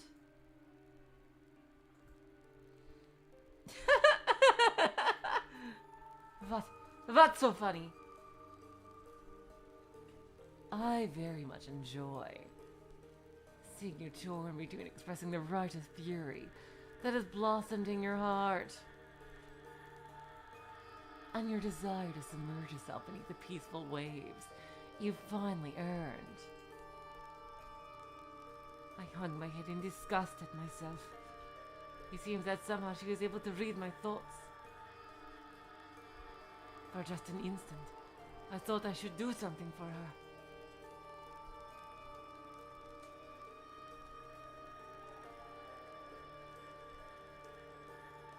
Since I used to be bullied, I understand better than anyone what Reiko-chan wanted.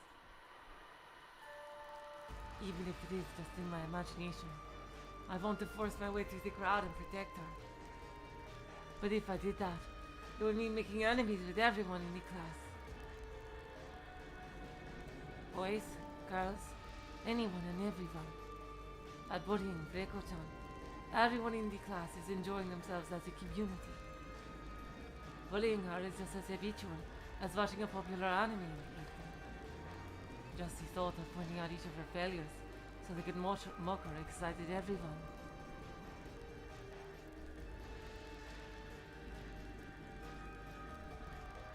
I agree, Jess.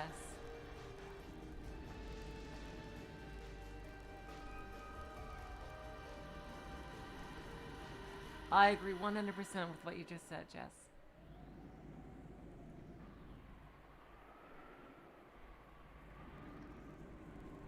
What would happen if I would get in the way of that? Just thinking about it is frightening. That's a completely human response. Because, like, she's torn between helping her friend and going back to the nightmare that she faced and was almost about to kill herself to get out of.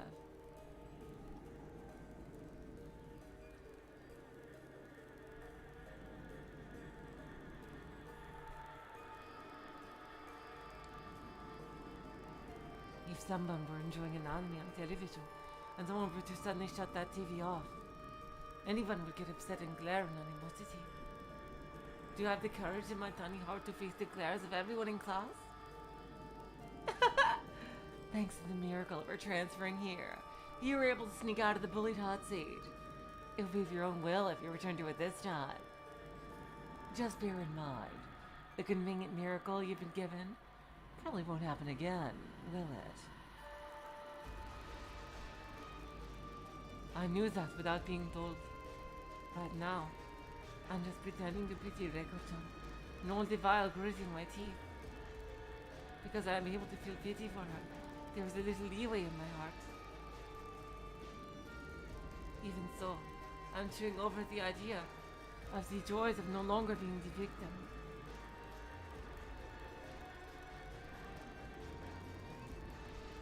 That's right. Now you're chewing it over. Yes, chew and hesitate in the valley between righteous fury and peace of mind.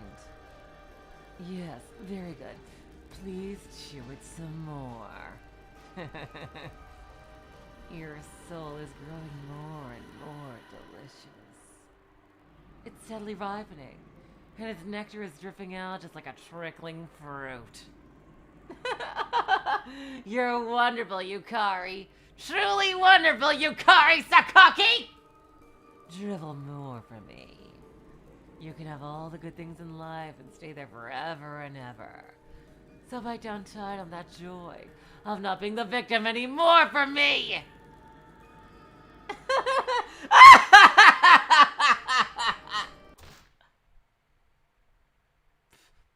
Please stop! Suddenly, the class fell silent. The clatter of the cloud mocking Reiko-chan stopped. I found myself saying that without thinking.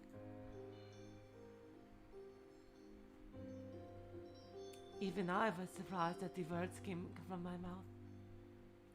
The teacher, the victim, my classmates, all of them, everyone. They turned to me dumbfounded. Dumbfounded?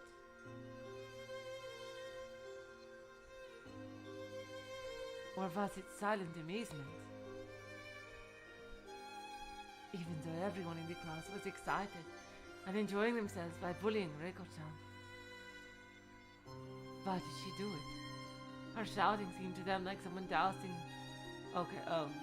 backed on. Why did she do it? Her shouting seemed to them like someone dousing them in cold water. It was like they truly couldn't understand it from the depths of their hearts. Their piercing, cold eyes saw what they couldn't understand. Those eyes, those cold eyes. If the teacher hadn't laughed to smooth things over, I wouldn't have been able to take it and I might have fainted. Yeah, it's just as Sakaki says. Any more of this, well, it might turn into bullying, and then I might get reported to the school board. Everyone promise me. Be sure to gargle and wash your hands every day now. You piece of shit teacher.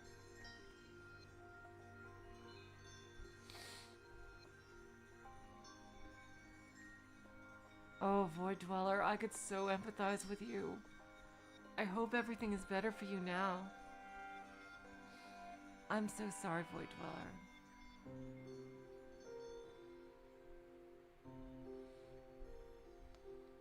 You know, there was one time when everyone in the entire auditorium was making fun of me, basically at the same time. And teachers didn't care, really.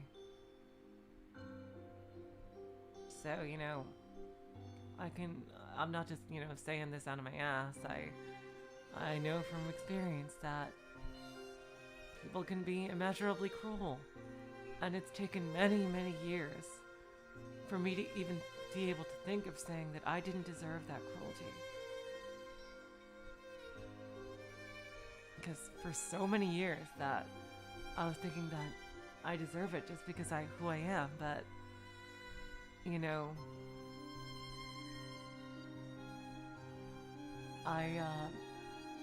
I've finally been able to say no, I didn't. So, whoever, you know, if you're reading this and you're bullied, or watching I should say, listening, whatever, know that you don't deserve to be bullied. Nobody deserves to be bullied. Now, do people deserve recompense? In other words, if they bullied someone else, do they deserve something to happen to them in return? I believe yes. Maybe not bullying, maybe some kind of other punishment, but they deserve to know that what they did was wrong. I'm not the biggest fan of, you know, forgive and forget, because I don't believe people truly learn their lesson from that. Now, at the same time, if people have shown that they have learned their lesson, and if the victim agrees that it's okay, and not just out of feeling that they deserved it, but genuine forgiveness, then yeah, then that's fine to forgive and forget. But otherwise, I used to believe in that, but I think that was kind of naive. Hell yeah, swords, forgive and suplex.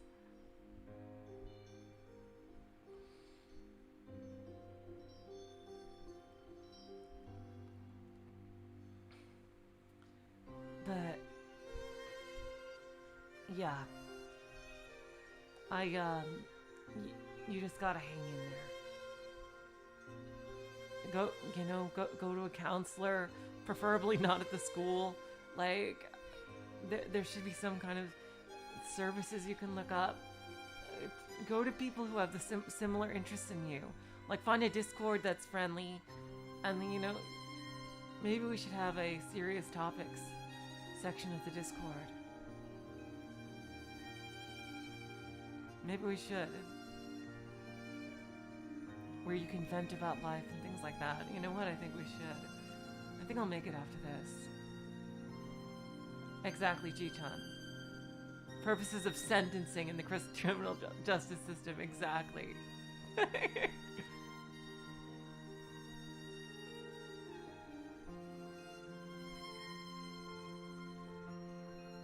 But, you need to find a safe place and vent it out and hopefully find someone who can actually give you some kind of real help. Not necessarily vent, but like more for serious issues, personal issues or serious issues. Because I don't want it just to be called venting, because then it just like, yeah. I'm so glad, Ji-chan. I would say this is kind of,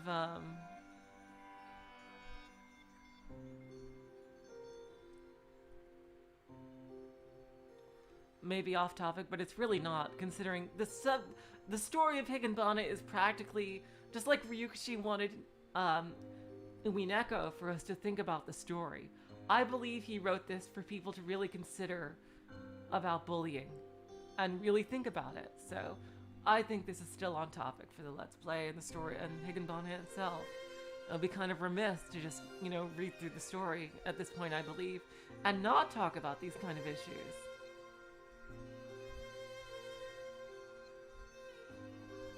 So yeah, that's my experience, my advice. And I hope everyone out there is okay. And I hope if you are bullied, then you can find someone who can genuinely understand and help you.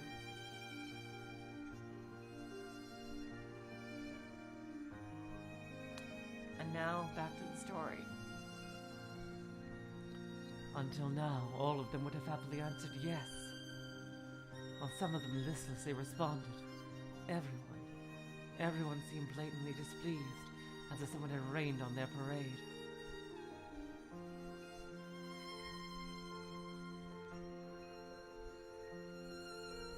As the teacher continued feigning an unnaturally good mood. Oh, the teacher is a guy! God damn it! Fucking hell! Ji-chan, listen to me. I didn't make any friends in university either.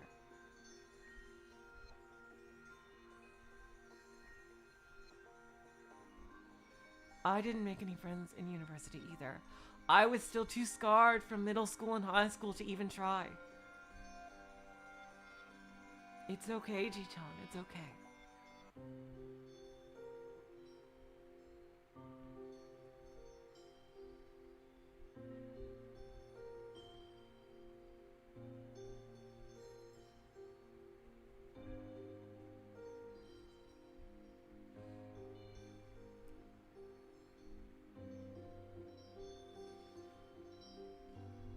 And he ended class for the day.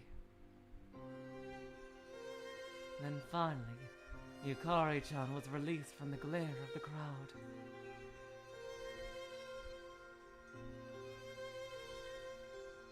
Oh yeah, Ji-chan, it should not be something lightly handed down, absolutely.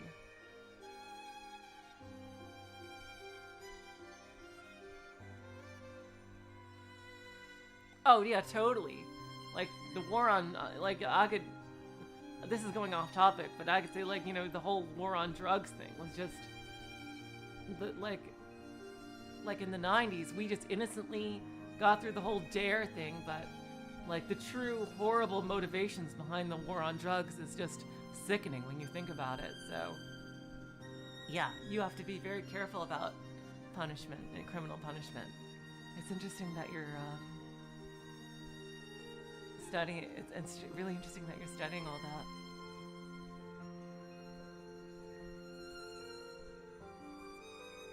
As if she were dumbfounded, her face showed she didn't understand what had happened.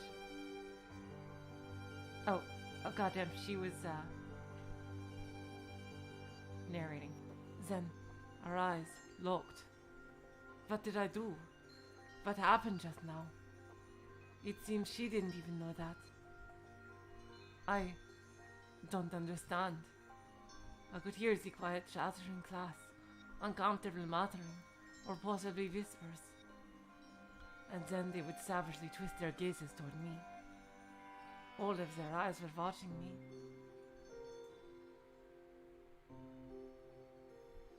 Even though everyone, including the teacher, had fabricated such a fun utopia.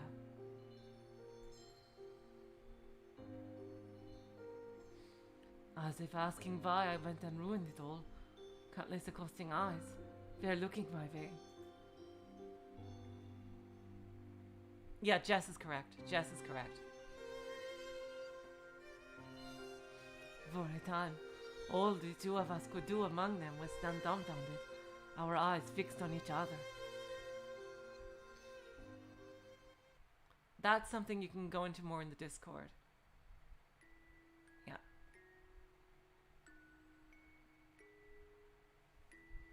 That day, we both left school together for the first time in a long time.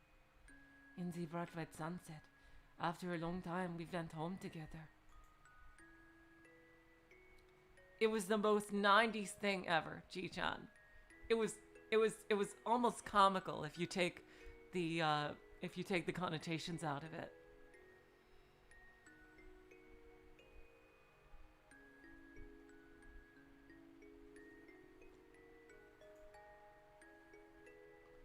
Yeah, this is a good stopping point, probably, but I don't know. How much is left, Apparition? Do you know about how much is left? Because I feel like I could still go on. Yeah, I feel like I could still. I feel like I could still go. I'm not tired at all. I feel like I could still go on, but I would like to know how much is left.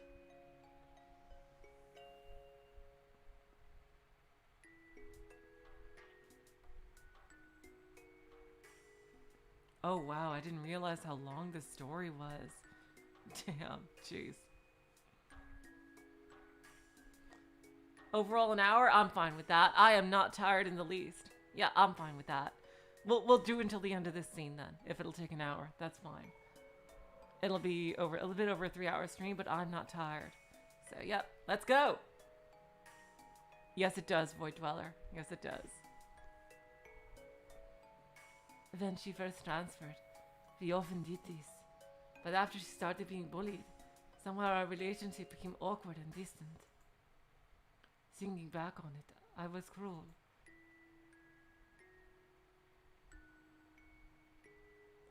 Reiko-chan, I'm sorry. I should have done this much sooner. What do you mean? The bullying. If I had joined in, I would have been supporting it, and I couldn't do that. I think I knew. I always thought that someone who was watching over me far away would save me. But they wouldn't do that. Pretending not to see it doesn't mean bullying doesn't exist. That was while I was being passive. No, that's not it. Watching over bullying without stopping it. There's not much of a difference between myself and the people sniggering watching it go on. I mean, because unless the bullies are stopped, no matter where, no matter when, they'll continue bullying on and on forever. If we try to look at it from the bullied side of things,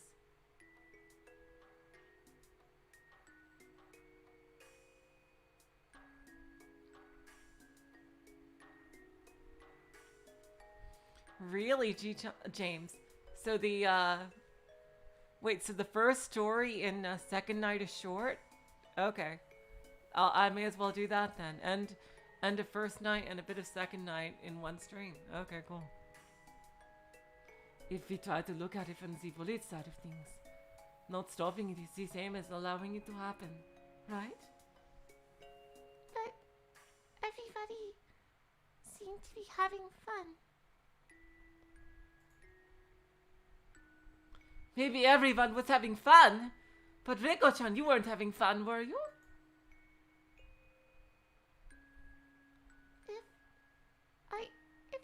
everyone happy, then...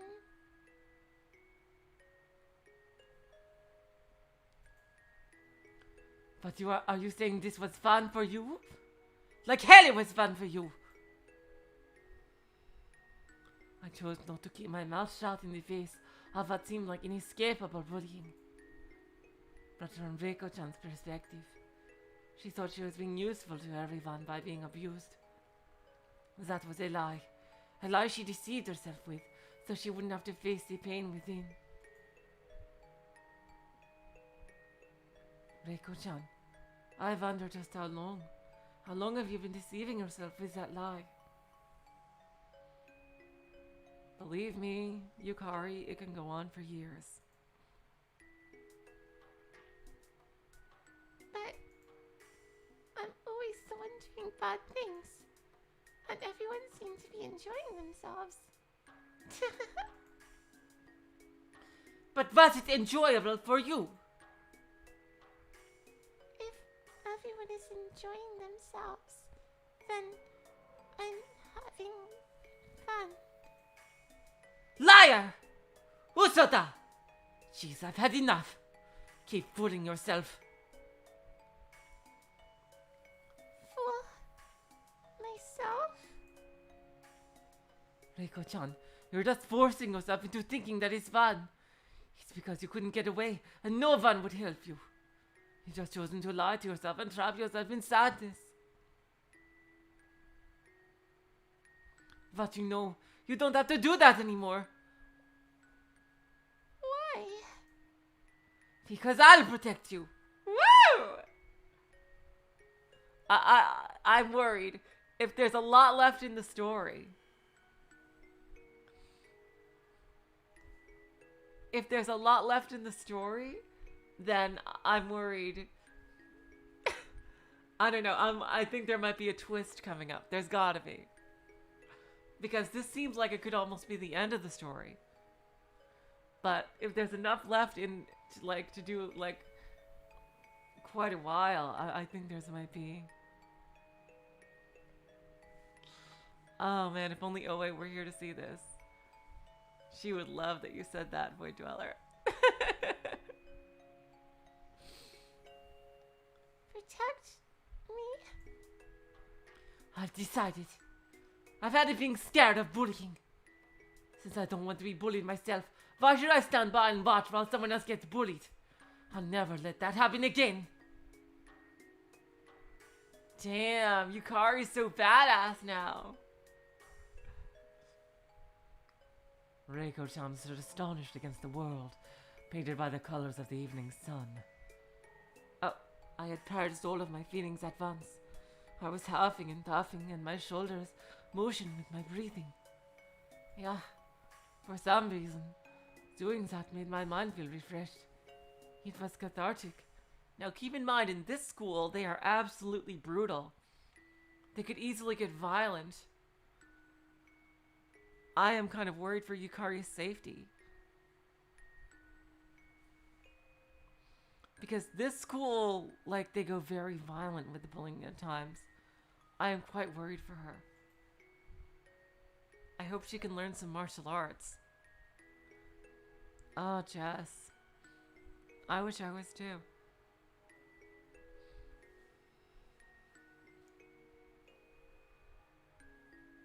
But because I was bullied, you were able to run away from your bullies. And yet... That's right. I mean, really, by letting you become their target. Whether it was good or bad, I was able to escape from being bullied. But that didn't make me happy one bit! I mean, I saw you being abused right before my very eyes. If I was pretending not to see what they were doing to you, and if I was happy just because I wasn't the one being bullied, there's something definitely wrong with that. Isn't that just fine, though? Then Sakaki-san doesn't have to be bullied. Bullying won't stop. There always has to be at least one target in the class. And that's me. That's wrong! Sori wa chigau yo! I don't think you get it. Saying that someone has to be bullied, that's just wrong! I won't go along with it, and I won't let it happen again.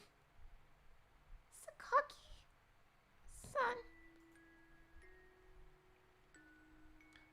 Suggesting that one person in the classroom always has to be bullied is a stupid rule. Hell yeah! Woo! Now we're getting back to the Higurashi philosophy about this. I really loved that philosophy. That the Mion Prince said at the end of Higurashi. That was great. Seriously. It's like, I don't think any other work I've ever read truly espouses that philosophy, which is so forward thinking. Like, and so hopeful. And yet, you can't call it naive because these stories, like Higanbana and Higurashi, showcase the absolute darkest and worst sides of humanity. So,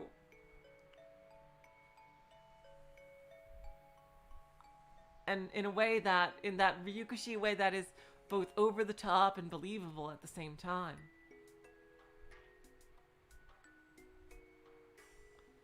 Reiko-chan was glad to be bullied, so I wouldn't have to be bullied in her place. That's the same as adhering to and supporting that bizarre rule. I mean, to truly escape from bullying. That doesn't mean I'd be fine with someone being bullied as long as I wasn't being bullied. Because I really hate bullying. Really, really hate bullying. You should know that pain of it more than anyone else. It doesn't matter who is being bullied. The truth is, if bullying is happening under my watch, that's the same as allowing it to happen.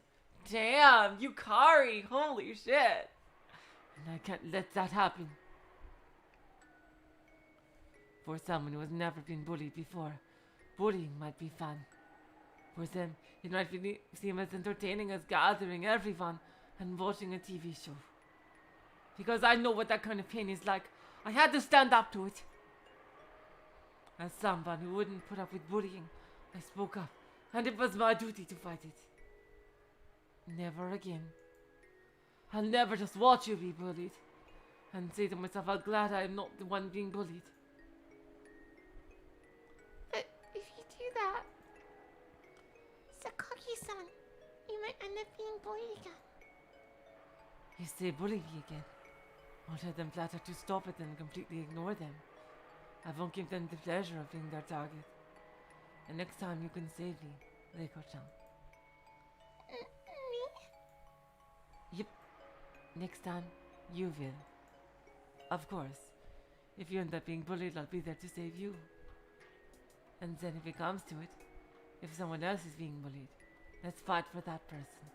Together. Fight? Right. We'll fight. Until today, I had never thought I'd use the word fight against bullying. I had always thought that bullying was something that one could only bite their lip and bear. I thought it was inescapable. That's wrong.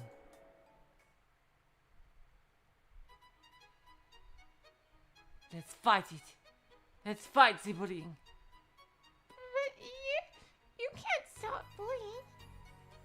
You think that by being their scapegoat, by giving up like that, everyone in class will be happy? That happiness is a lie. You think that if someone is made the butt of all jokes and everyone else enjoys themselves, that's supposed to be utopia? I won't go along with that lie. That was paradise.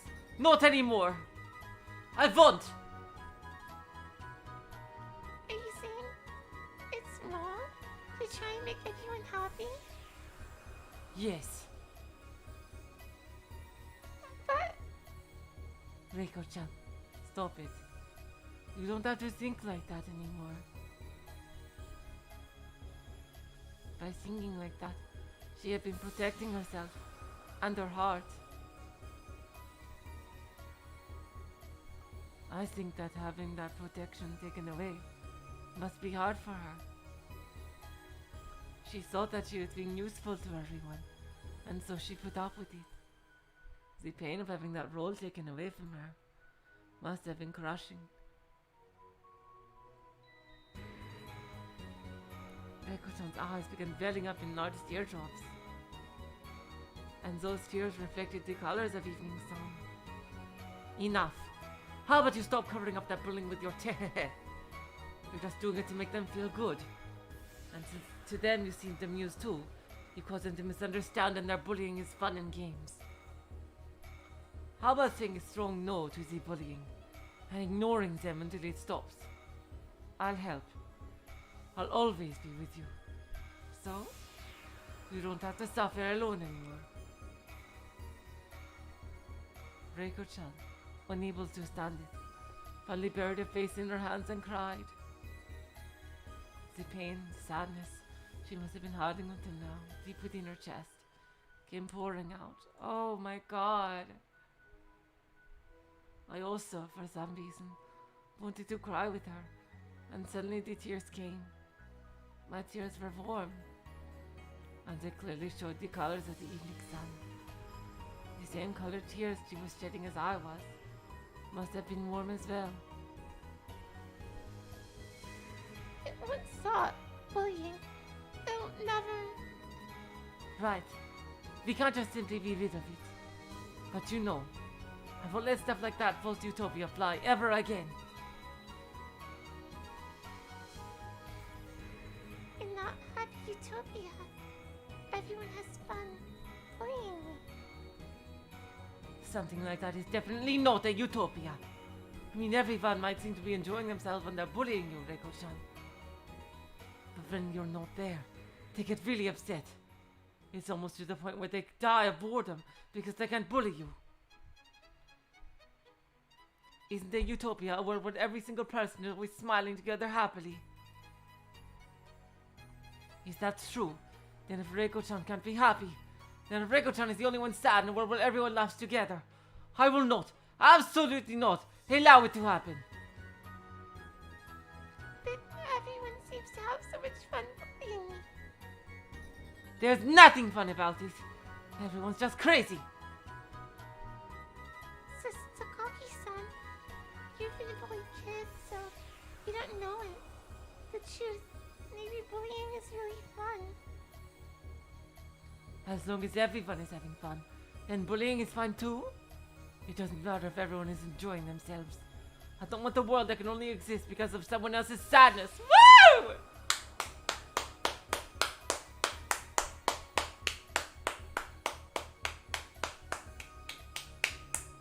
Hell to the fuck yeah!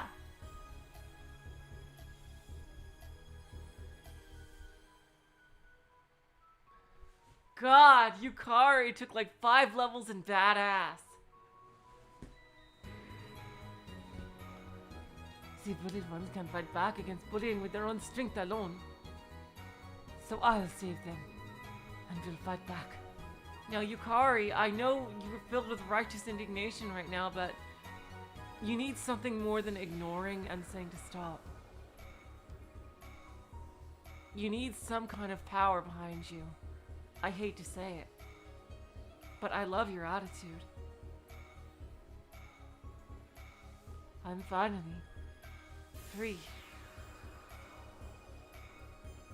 The cool evening breeze blows. My hair flows with the wind, because I am super, super badass now. Somehow, it feels good. Today's event was the start, and I might be bullied from tomorrow on. But I won't lose. I'm dedicated to the fight, and Reiko-chan will fight for me. The idea that someone can be made a scapegoat and everyone else that remains as their fun is that kind of bullying I won't let ever happen again. Sakaki-san, you're a strange girl. I'm not strange. I'm normal. It's those kids who think that something like bullying is fun. They've always been the strange ones. The crazy ones.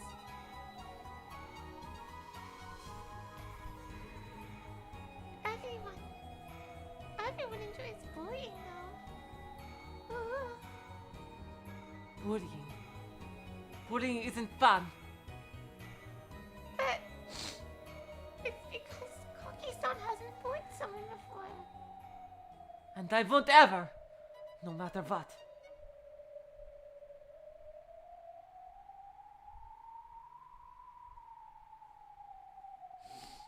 Called it. This might be Higanbana.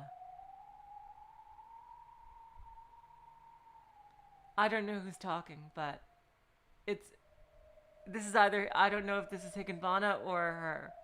God damn it. I'm gonna say it's Higanbana. It's because you don't know the fun of bullying. What? At the moment, a gust of wind blew. It wasn't like the coolness of what was blowing before. It was humid, warm enough to make me sweat. A foul wind. Reiko-chan still had her face buried in her hands. But her eyes were peeking through the slits between her fingers. Oh my god! Called it! Called it! Called it! I called it! Called it! Called it! I fucking knew it! Called it! Somebody pick up that goddamn phone!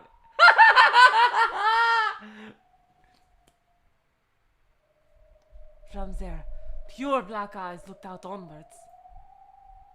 Eyes? No. They were pure black. Pure muddy black holes from between her fingers. Peeking out.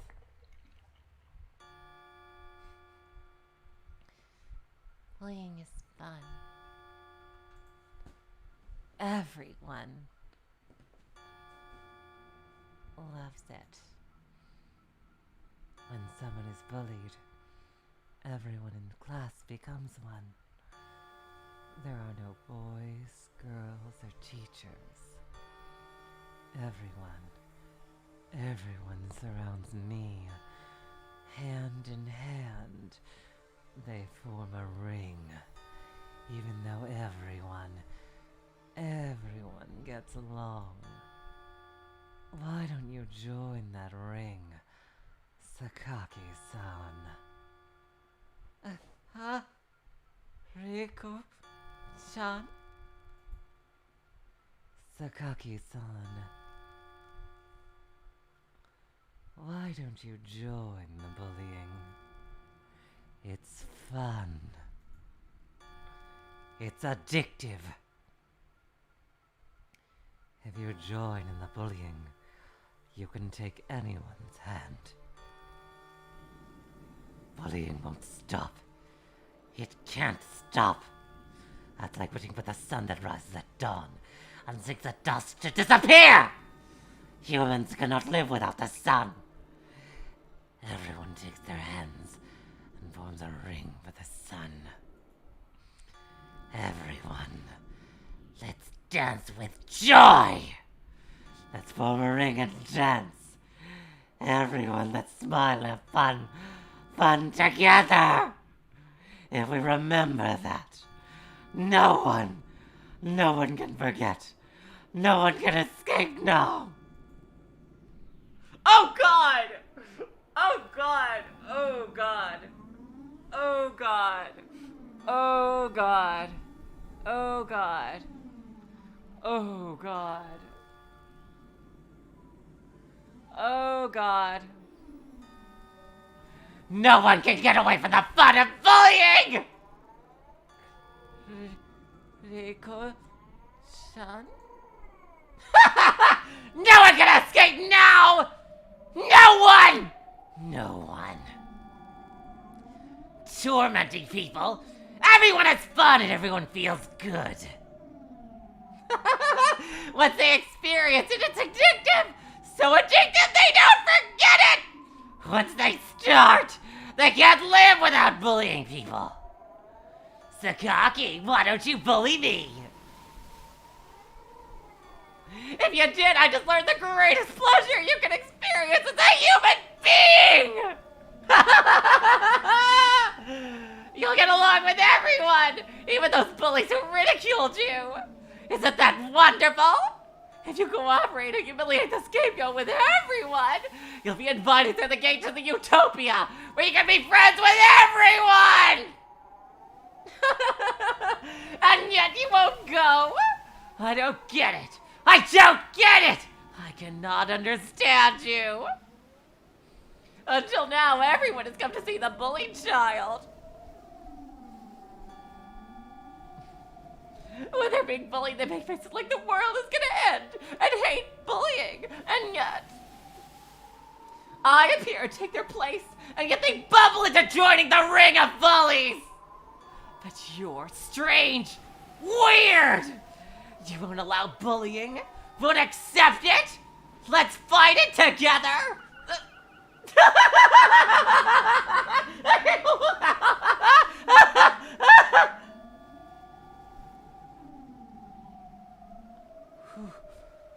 Who are you?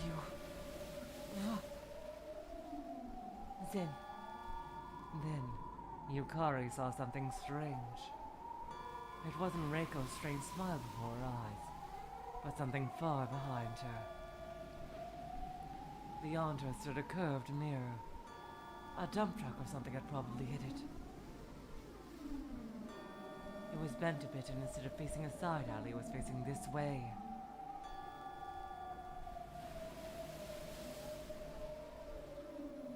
Oh, goddammit. My reflection was in the mirror. Just my reflection was in the mirror. What? That can't be. Collider couldn't have called it. Since it was scanning and facing this way, there's no way it could be reflecting. Couldn't be reflecting. And yet, my reflection is there. And yet Reiko Sumi's isn't there.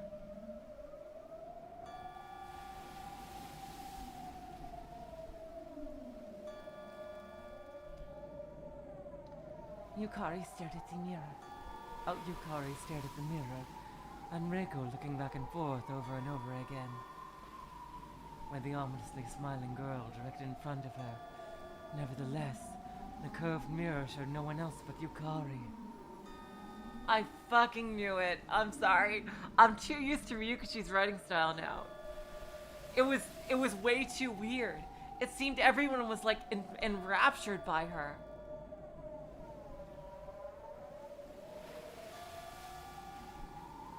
I've been careless to think there'd be a mirror like that over there. My reflection completely slipped my mind.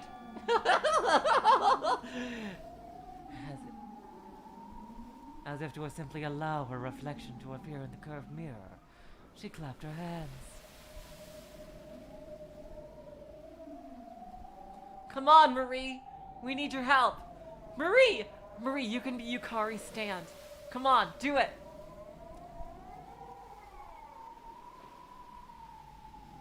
Then, despite how late it was now, the reflection of her back projected onto the mirror.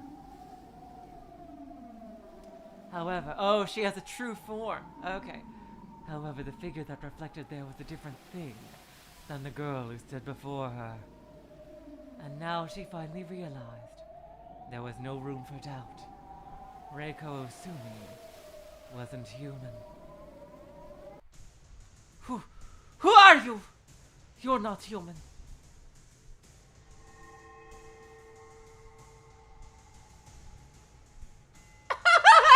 Indeed! I just took on the guise of Reiko Usumi. To think that I'll be found out in a place like this. Collider! How troublesome. If I let you spread word that Reiko Usumi isn't human, that'll cause even more trouble for me! Jeez, that is a face. Reiko's eyes glared and shined ominously. Hey, Lambda Delta, welcome to the stream.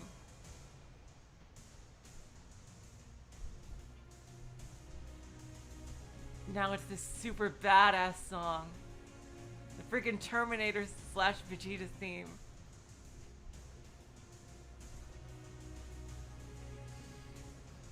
Her grin cut through her face to the point of being ghoulish, and she even licked her lips. Reiko, with her ghastly reflective eyes, grew larger and larger. She drew so close that she almost hit me with her nose. Oh, God damn it, that was her narrating. She drew so close that she almost hit me with her nose. Who are you? If you're not Reiko-chan, then who? You don't need to know!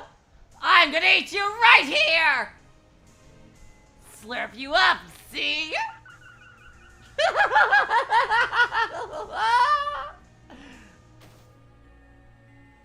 The moment Reiko held out both arms, ready to devour Yukari, something violently sent Yukari flying. Alright, demon fight! Demon fight! Woo! She couldn't tell what happened. Her backside hit the asphalt and it took her a bit of struggling to understand what had happened. Hell yeah!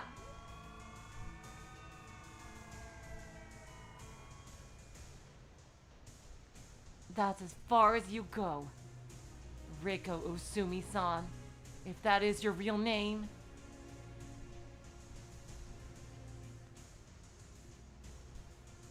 And the name you went by last year, Urara Misumi-san.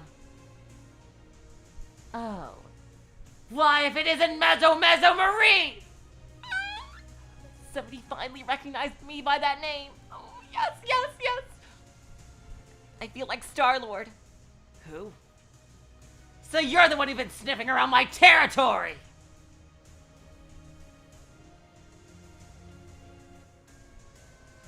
Yukari had been protected. In the moment Reiko was about to eat her, a spectacled girl saved her. I don't know who you are, but thank you for saving me. You were in danger.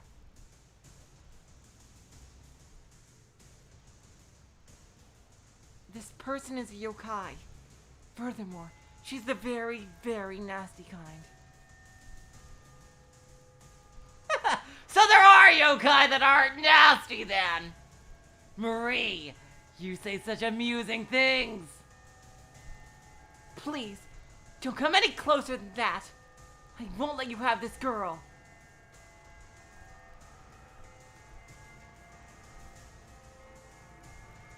Marie held out her arms, protecting Yukari behind her. Reiko! Oh, Reiko, rather the yokai with Reiko's name, saw this, shrugged her shoulders, and laughed. You're a school yokai? Of course. Oh, that was Marie, goddamn. You're a school yokai? Of course! An introduction then! 7th rank school yokai! I am Sumire of the Twilight! God damn it, that's a name even more badass than mine. The 7th ranked yokai, Sumire of the Twilight. One of the ruling yokai of the 7 mysteries, handed down in the school. Playing eternally in the schoolyard as twilight approaches, you suddenly realize there is an unknown girl blending in and playing.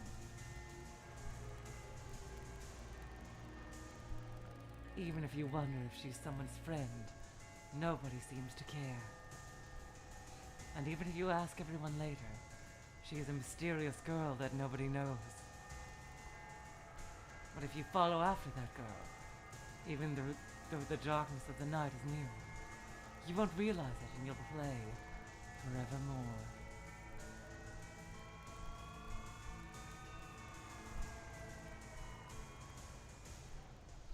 Yeah, she definitely gives that Erica Ferrudo vibe.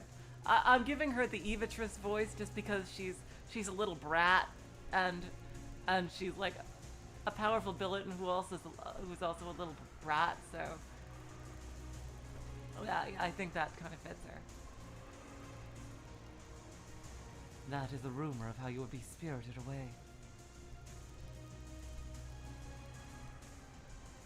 Sumire-san, I've taken the liberty of checking up on you. I already know all about you. Oh, I love the INTJ Jess. I swear, Flo makes such good songs.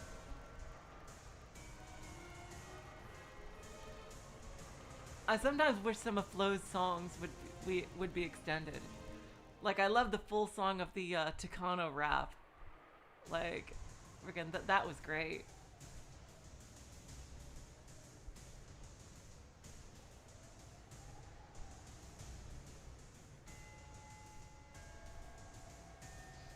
I already know all about you. I know about the kind of hunting you do. Oh, I am but a powerless yokai! Naturally, I can hardly go to the trouble of the hunt. Therefore, I don't search for prey. I birth hunters! Sumire's hunt. It was bullying itself. However, she does not bully anyone on her own. She creates a victim, and from the infinite amount of harassment born from the bullies, she takes their souls bit by bit. Oh my god! Oh my god! She is the one who's responsible for Yukari's oh my god.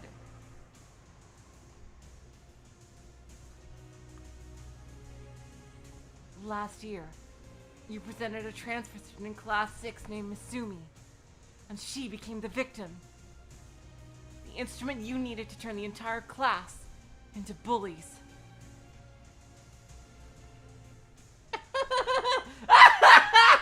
The tears I shed are devil's tears. They cause those who bully me to feel the devilish pleasure of bullying. Sumire's tears have the power to bewitch humans and stain their souls with darkness. Oh my god! She is why this school is so twisted. Holy shit! This is an appropriate boss for the first half of the story. My god. Those who harass her become obsessed with how enjoyable it is. Their souls become corrupted, and they stoop to the level of becoming a school bully.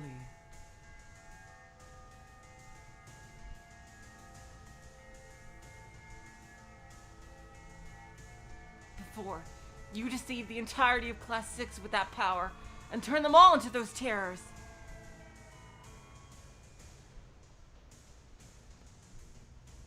Then she suddenly disappeared from Class 6 after faking her own death in an accident. She faked her death. Then, upon losing their target of torments, as if they had been reduced to addicts, even after the changing classes, they kept bullying throughout the school year in their respective classes.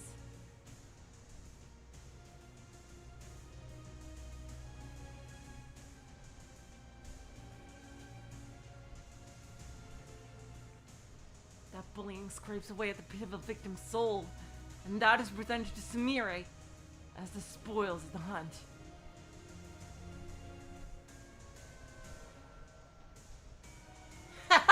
Those delightful children from the former Class 6 are doing splendidly for me even now! But a class of 40 people is still not enough! So this time you took the name Reiko Osumi, and you tried to turn another class into bullies. Oh, but the quantity is far too meager. I intend to proceed thusly, turning class after class into full-blown bullies, then watch each of them eat each other alive! And when that number swells up to 100 or 200, they'll shift grade levels and spread all year round.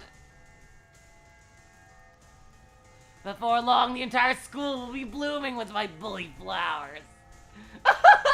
To sup upon their sweet nectar. This is it.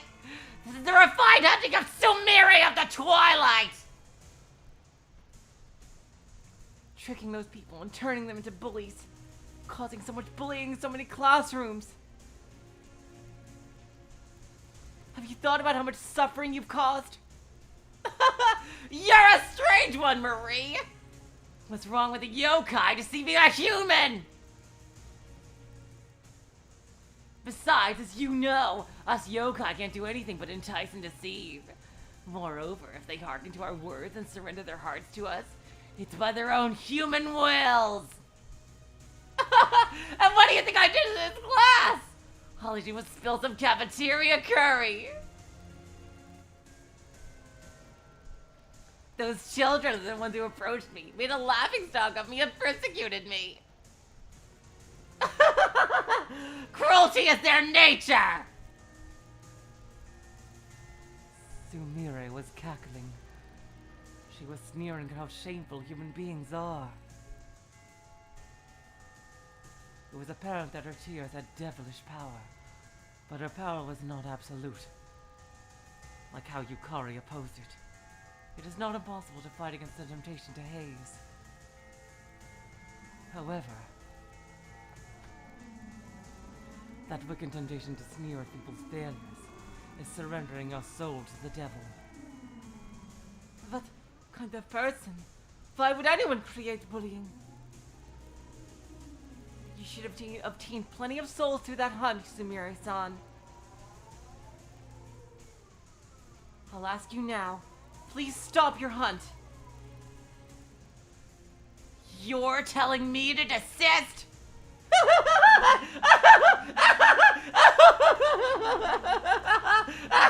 Oh, God!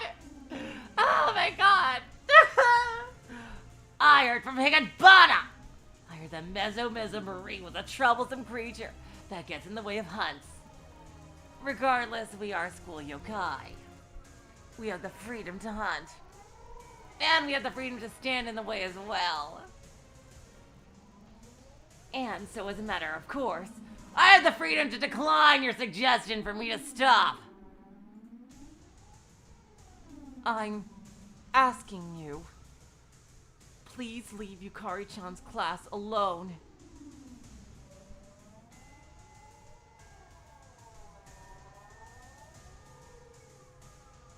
Please. And what do you intend to do if I say no? As the 8th ranked school yokai, as Meso motherfucking Marie, I will stop you. Oh, that is quite troubling. It's rumored that you have the power to crush every bone in the body to pieces. I don't know if a feeble being like myself can cross swords with you.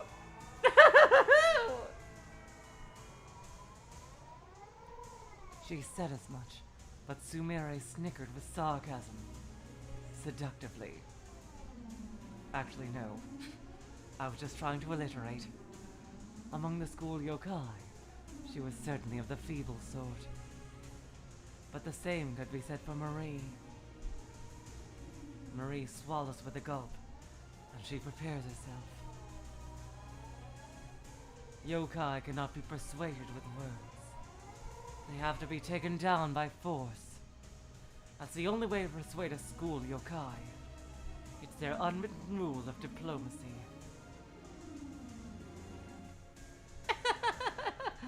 Marie may be a half-wit dunce, but she's my half-wit dunce. But when she makes up her mind, she can be pretty stubborn, you know? Higanbana-san. Well, the dancing Higanbana! How do you do? Oh, how unusual to see you show yourself in a place like this! Hello, Marcy, welcome to the stream.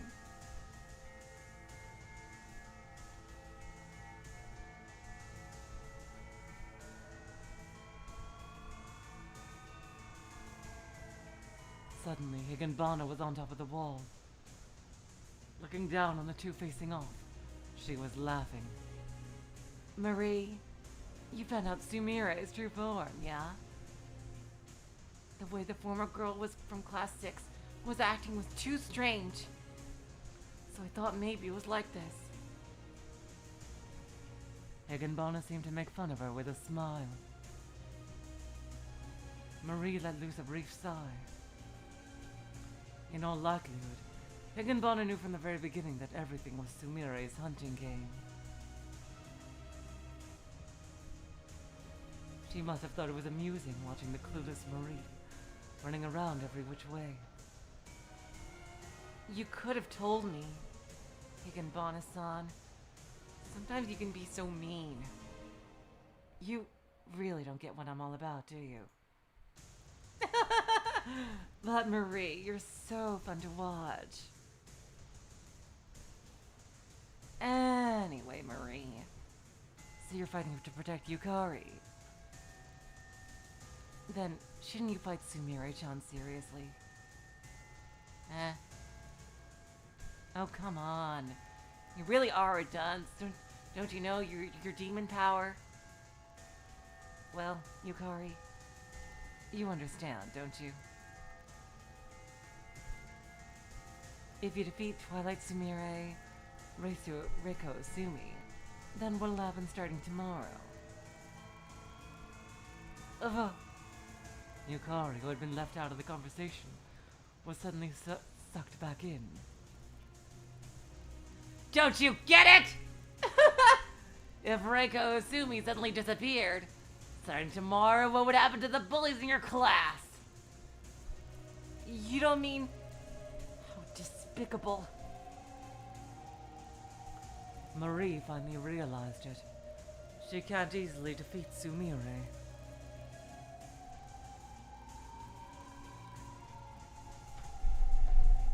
And if Reiko Sumi disappears from class, then wouldn't her bullying addicted classmates search for the next target?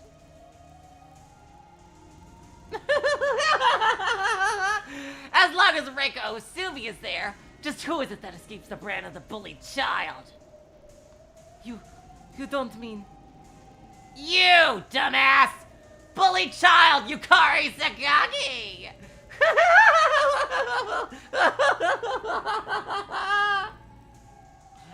Without me, you just go back to being the target once more!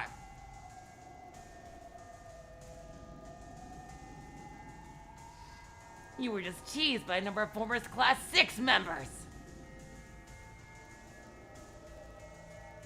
But this time it won't be so gentle. Oh, even now the class is nothing but wolves starting to abuse someone. Starting tomorrow, you shall know what it feels like to be a chicken thrown into a cage of starving wolves! Yukari, you've seen it every day, haven't you? Just how much have all your classmates have been abusing Reiko Sumi? You've watched from a distance. And you felt safe since it had nothing to do with you, right? They made fun of me and assaulted with your stink, you reek. Even the teacher belittled me. I was made a laughing stock in class. And...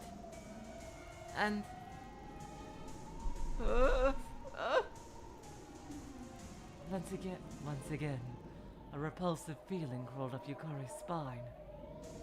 She wouldn't accept that.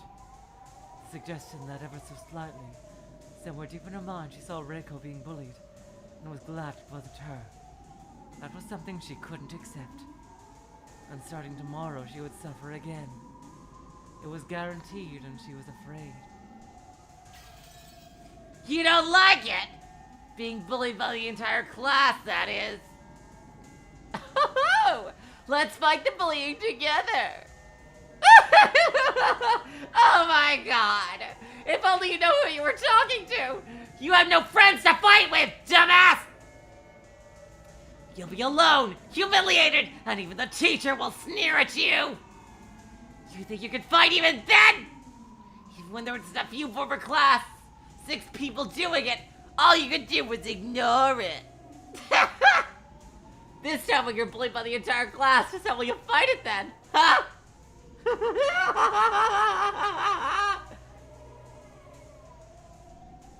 Yukari couldn't say anything in reply. Hanging her head, trembling and biting her lip, she finally folded her arms to stop her body from shaking.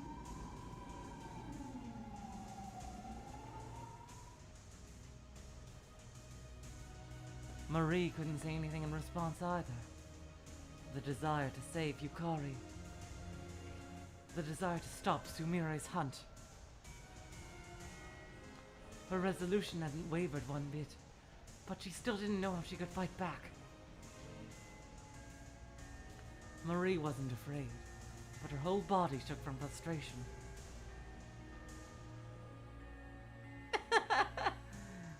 Marie, darling, sweetheart, there's nothing you can do, okay? step aside. Sumire-chan is a fun girl and all in a certain sense of the word, but she'll be really mean to you, you know?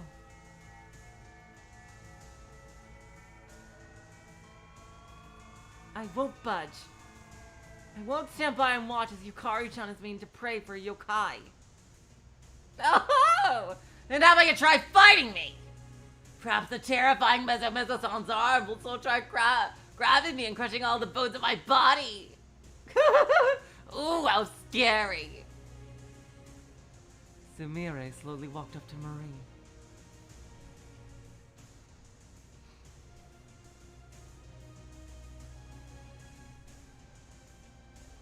Both her arms were extended as she shrugged. It was as if she were saying, just try and hit me. Marie's fists were shaking, but she could do nothing. When she defeated Sumire. No, if she defeated Sumire, Yukari would be thrown into a maelstrom of terrifying abuse from tomorrow onward. What's the matter? There's no way the legendary Mezo-Mezo-san will be afraid of a powerless yokai like myself, is there? Marie, darling, step aside. Can't you see? Sumire-chan has already won, now 2 pages ahead of you.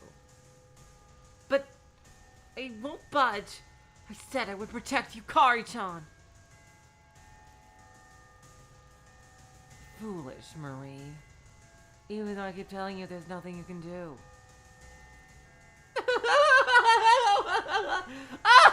You can't do anything then? Mezo-Mezo-san? Then I give you my thanks. That you would dare interfere with Sumire of the Twilight, and interfere with my hunt with such boastful and sharply courageous words.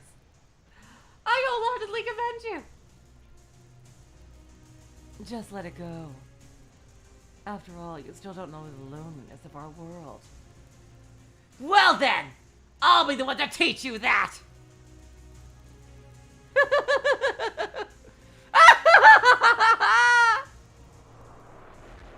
Uh-oh. Damn, oh god, Marie! You need a power boost. From Sumire's shadow, suddenly countless massive black arms sprouted forth, and they crept towards Marie, and they entwined around her as if caressing her. Oh, God! You're not running? If you abandon Yukari Sakaki and leave, I would be fine with letting you go, you know. I won't abandon Yukari-chan. You can't stop me. Just like you can't stop the bullying at school!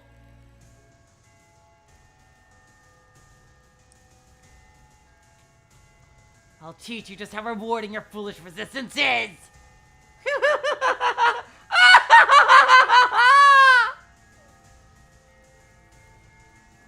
Come on, Marie. Marie or Higanbana, please do something. All at once, countless arms jumped, and while seizing Marie, the arms pulled her into Sumire's shadow. Sumire's shadow was a jet-black nightmare lagoon. The thick mud was filled with Marie's memories of being bullied when she was alive, and they tormented her. Oh God! Almost like a washing machine, the countless arms violently tossed Marie in the swamp. With a slop, slop, thump, thump, she was hit countless times, submerged down, stirred up, and thrown around. Ah, foolish Marie. Sumire-chan, go easy with the scolding, okay? That girl has in a way become my friend after all. I don't wanna. After all, this is Sumire of the Twilight's first encounter with Mezo-Mezo Marie. Oh! I'll have my first impression permeate into her flesh and bones! Higanbana? Oh God. What's wrong, Marie? I think that's gonna piss Higanbana off. If you're getting tired at this rate, then you won't be able to handle being a school yokai, will you? We're gonna dig deeper. deeper! Really, only 8 minutes left? Apparition? Okay, thank you. Oh my god, NGH, yep. Yep. And I'm gonna bury you deep within your swamp of memories of abuse! Yep, I definitely think the Evatress voice definitely fits her. Sumire was relentless. When Marie was bullied in her other life, she lost her life. And by having those memories revived, they brought back the terrible pain of being killed all over again. And with that in mind, she was dunked into that bog of agony over and over again.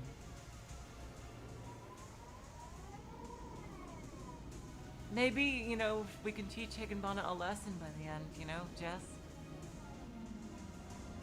Although I doubt it. The scene, there's only 8 minutes left in the scene. Okay, thanks. Because we'll stop after this scene. Submerged deeper and deeper. Slapped again and again. Tormented by repulsive memories. Marie's eyes shot open. Her face became a blur of tears, snot, and drool. Even so, Sumire showed Marie no mercy. But the yokai with power using it against the powerless yokai. This was bullying itself.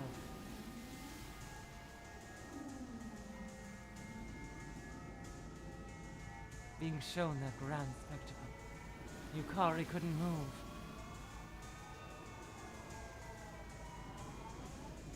She could only shiver in terror.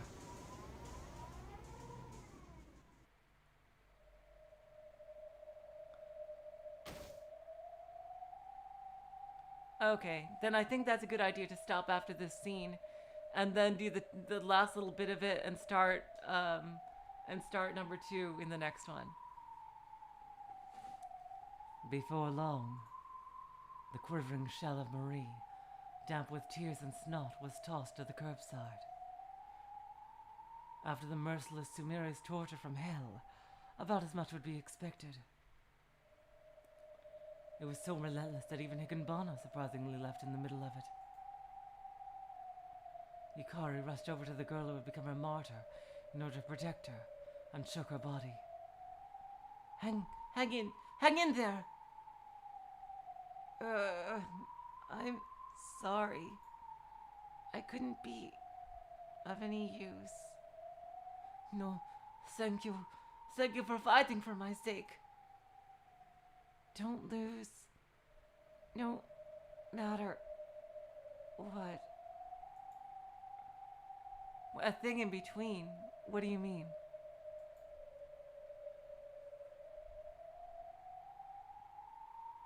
Those were her last words. Then she completely lost her yokai power, and like a mist, her body dissolved and completely disappeared.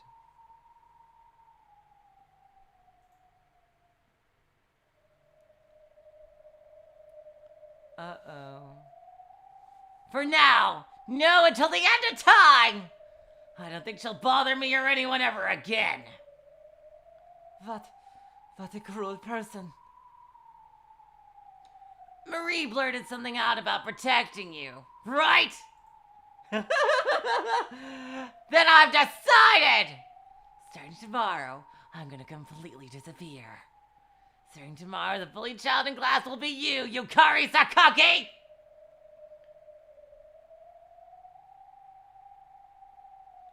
Exactly like the pronouncement of a death sentence, Yukari felt all the blood in her body freeze.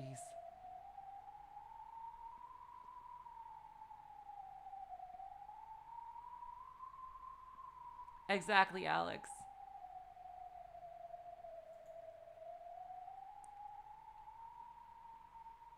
The 40 bullies in the class I've corrupted with my devilishness will drool in anticipation of you coming to school tomorrow. Let's have fun. Fight bullying. I wonder, can you still utter such nonsense? Yukari Sakaki, yield to me and swear to bully Reiko Osumi tomorrow. Are you saying I should join the bullies? Exactly! If you do, I won't disappear. I'll gladly continue taking the abuse from bullies in class starting tomorrow. Understand? Why would she do that, knowing that it's all a ploy to eat their frickin' souls? She has no reason to do this. I'd prefer being bullied to having my soul eaten. Jesus Christ. The chaos even tormented Yukari by giving her a headache.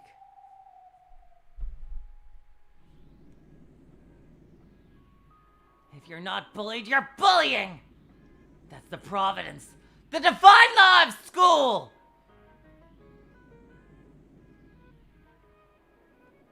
Even though I'm not being bullied, I'm not bullying others. Since I go against that providence, I'm probably a heretic. No, I don't want to be bullied again. I don't want to be sneered at by everyone as they go, you stink, you reek.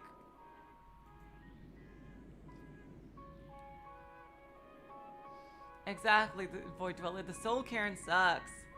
It's impossible to tell where you are. At any rate, Eiko Osumi is a yokai. It's not like being bullied hurt her at all. The Navy. Let's hear your reply, Yukari Sakaki! Then again, maybe I don't even have to ask.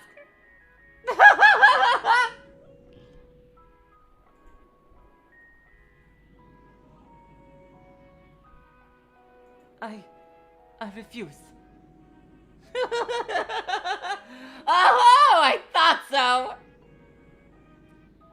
Pretending I just don't see it, so I don't get bullied, or even to add to the harassment. I won't do that. That, to me, is my fight against bullying. As she said it, she was already regretting it. However, after saying the words fighting against bullying, meant she had to bear the consequences. Sumire of the Twilight sneered. She sneered at the foolishness of a human whose righteous fury that had gone away came back. Starting tomorrow, your world will change like that! The withdrawal from my tears are awfully dreadful! Your class will transform into starving beasts! You should look forward to when tomorrow comes! I will erase my presence, and I'll simply watch over what I scraped off of the glass of souls! I'm looking forward to how delicious your soul will be!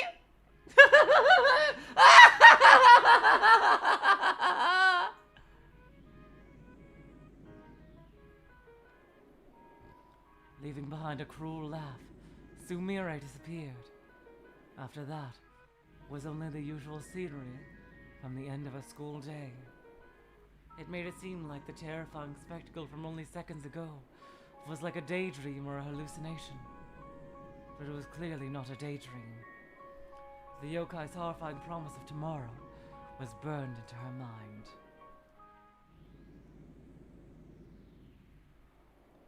Is this it? Is this the place to stop, Apparition? It looks like we're gonna leave everybody on a cliffhanger.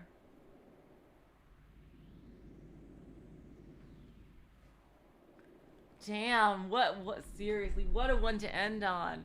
This definitely feels appropriate for the boss of the first half. We finally also got to meet another one of the original 7.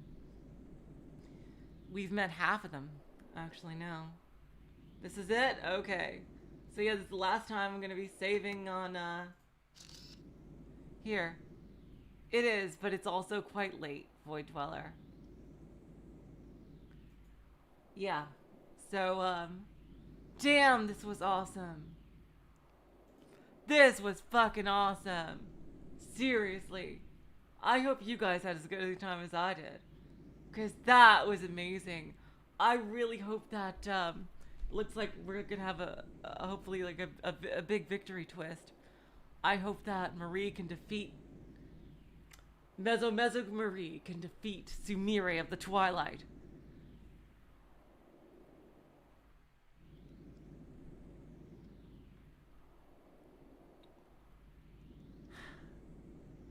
It's not over yet, Ji-chan.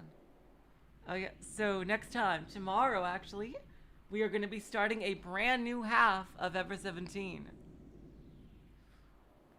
So yep, it'll be like a completely new shit from the other side of the story that we didn't do before. So that's pretty cool. No more skipping around doing the Sora route. It'll be the U route, which is again, yeah, a lot of completely new stuff. So yes, and I think, and we will start second night and finish first night on